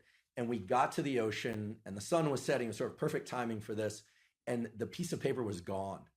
And I thought, oh my goodness, how did I screw this up? Like, of all the things, you know, I'm supposed to, you know, I'm 47 years old. This is like, I should be able to do this, you know, that Get your I act blew it. Yeah, I blew it. So I went back to the car, long walk, looking everywhere. It was not a windy day, but I thought, gosh, where's this piece of paper? Looking around, didn't find it. Went all the way back to the car, wasn't in the car, came all the way back. And I was walking toward her. I saw her and I thought, okay, this is really embarrassing. I'm going to just have to wing it or remember. We didn't have our phones intentionally either, so we couldn't look it up. And then I saw the piece of paper on the beach and it was partially buried in the sand. I picked it up and I was elated. What happened there was my dopamine had dropped way below baseline because I was disappointed that I'd lost it, disappointed in myself, et cetera. And then I found it. Right. And so your anticipation was for nothing. Exactly. So you got punished by yourself for that. Exactly. Because that should be eradicated. If you're highly anticipatory and it doesn't make itself manifest, then you were seriously wrong. So you're going to take a emotional hit as a consequence of that. I think that's also associated, that emotional hit, that pain that you feel, I think that's actually associated with the beginning stages of the death of the systems that mediated that initial response. Because you should eradicate systems that make you anticipate that don't work, right? And that means those systems, which are already instantiated and alive in some sense, have to decay and die. And it strikes me as highly probable that you're going to pay a price in something approximating pain for the death of those malfunctioning systems. It's also why, because why wouldn't they fight for their lives to some degree? Why wouldn't they resist the decay and death that might be necessary to keep you going? Why? There should be some pain associated with that logically, because it is a biological transformation. Yeah, it's an interesting a lens to view it through. That self image that I had in that moment of, you know, I'm the responsible partner who can take care of a simple thing, right? For this nice little ritual that we'd been talking about doing for a while. I failed, right? So that part. Well, it's also so interesting. You think about that. This is a depressive cascade, and it's very hard to bind, because imagine you anticipate something and then you make a mistake. Now the question then becomes, how significant is the mistake? And one view of your error would be, well, the paper blew out of my pocket and that could happen to anybody. And the more catastrophic interpretation would be, and it's an extension of the thought path that you started to walk down, well, I'm near 50 years old, I should be much more responsible than this, and there's something wrong with me as a person. And then a depressive person would go even further. They'd say, well, not only is there something wrong with me in this decision, this is a decision like every other decision I make right now. I never make a good decision. In the past, I've never made a good decision, and there's no way I'm going to change in the future. And so the depressive takes that punishment response, let's say, that's a consequence of failed anticipation, and can't bind it. It just takes out all of their potential future selves. That's a good way of thinking about it. Yeah. And so then they're in a depressive pit. Yeah, so that's too much learning from failure. Right. I'm really I'm grateful for your insight on this, because indeed, if I'm honest, my thought train went to the point of, I didn't think, I'm a total failure because I lost this piece of paper. I thought to myself, well, if it were a priority, I would have ensured I wouldn't have lost it. Right. She'll interpret it as not being a priority. Like, where are my priorities? Am I overspent? Like what's going on? You start to sift into the full set of questions. And then, of course, finding the paper resurrects the sense of self. It was, you know, I think it was in that movie Pulp Fiction. Yeah, well, that binding problem is really tricky, because so there's some good rules of thumb for that, which is one of the rules of thumb for that that's extremely useful, that's socially instantiated, is innocent until proven guilty. Right, so you might say when those thoughts come up, because they're adversarial and accusatory thoughts, you might say, well, that is part of the realm of possibility, but I shouldn't, when your child does something wrong that's minor, you don't say you're a rotten kid, right? You say, you bind it, you say, look, kid, here's a bunch of things you're doing right. But in this particular example, specific situation, here's the minimal thing you did incorrectly and how to alter it. And it's a really good habit of mind. It's like to address towards yourself as well as to other people, which is to say, well, what's the minimum crime that I'm responsible for in this moment? And that's part of this miracle of the presumption of innocence, and especially without proof. And a lot of what I did in my clinical practice to people who had a depressive temperament was help them make a case for themselves. It's like, well, maybe you're as bad as you think you might be, but maybe not. Let's take the contrary argument. Let's make you as innocent as you can be in this situation, and only narrow the repair to the absolute minimum that needs to be manifested. So you're at a particular stage right now, and that stage would involve a particular worldview and the behaviors that go along with that. So the perceptions and behaviors. But it's not enough because you haven't mastered the whole world and you're making mistakes all the time. And then there's other neurological mechanisms that, so maybe that's a more left hemisphere phenomenon, the instantiation of that identity. Then there's right hemisphere mechanisms that are tracking your errors and sort of and keeping track of them. And the errors are an indication that your theory is incomplete. So the errors accumulate and the information around the errors accumulate, and another identity starts to become formulated, and it solves all the problems your previous identity did, but also some additional ones. When you have an aha moment like that, it's the manifestation of that next identity that's making itself known. It's you know, because it's being built from the bottom up. It isn't explicit yet. And then you'll encounter an explicit statement. You mentioned a couple there, and they map onto that. And that's the aha. It's like, oh yes, that's what ties together these things that I've been wrestling with in the back of my mind.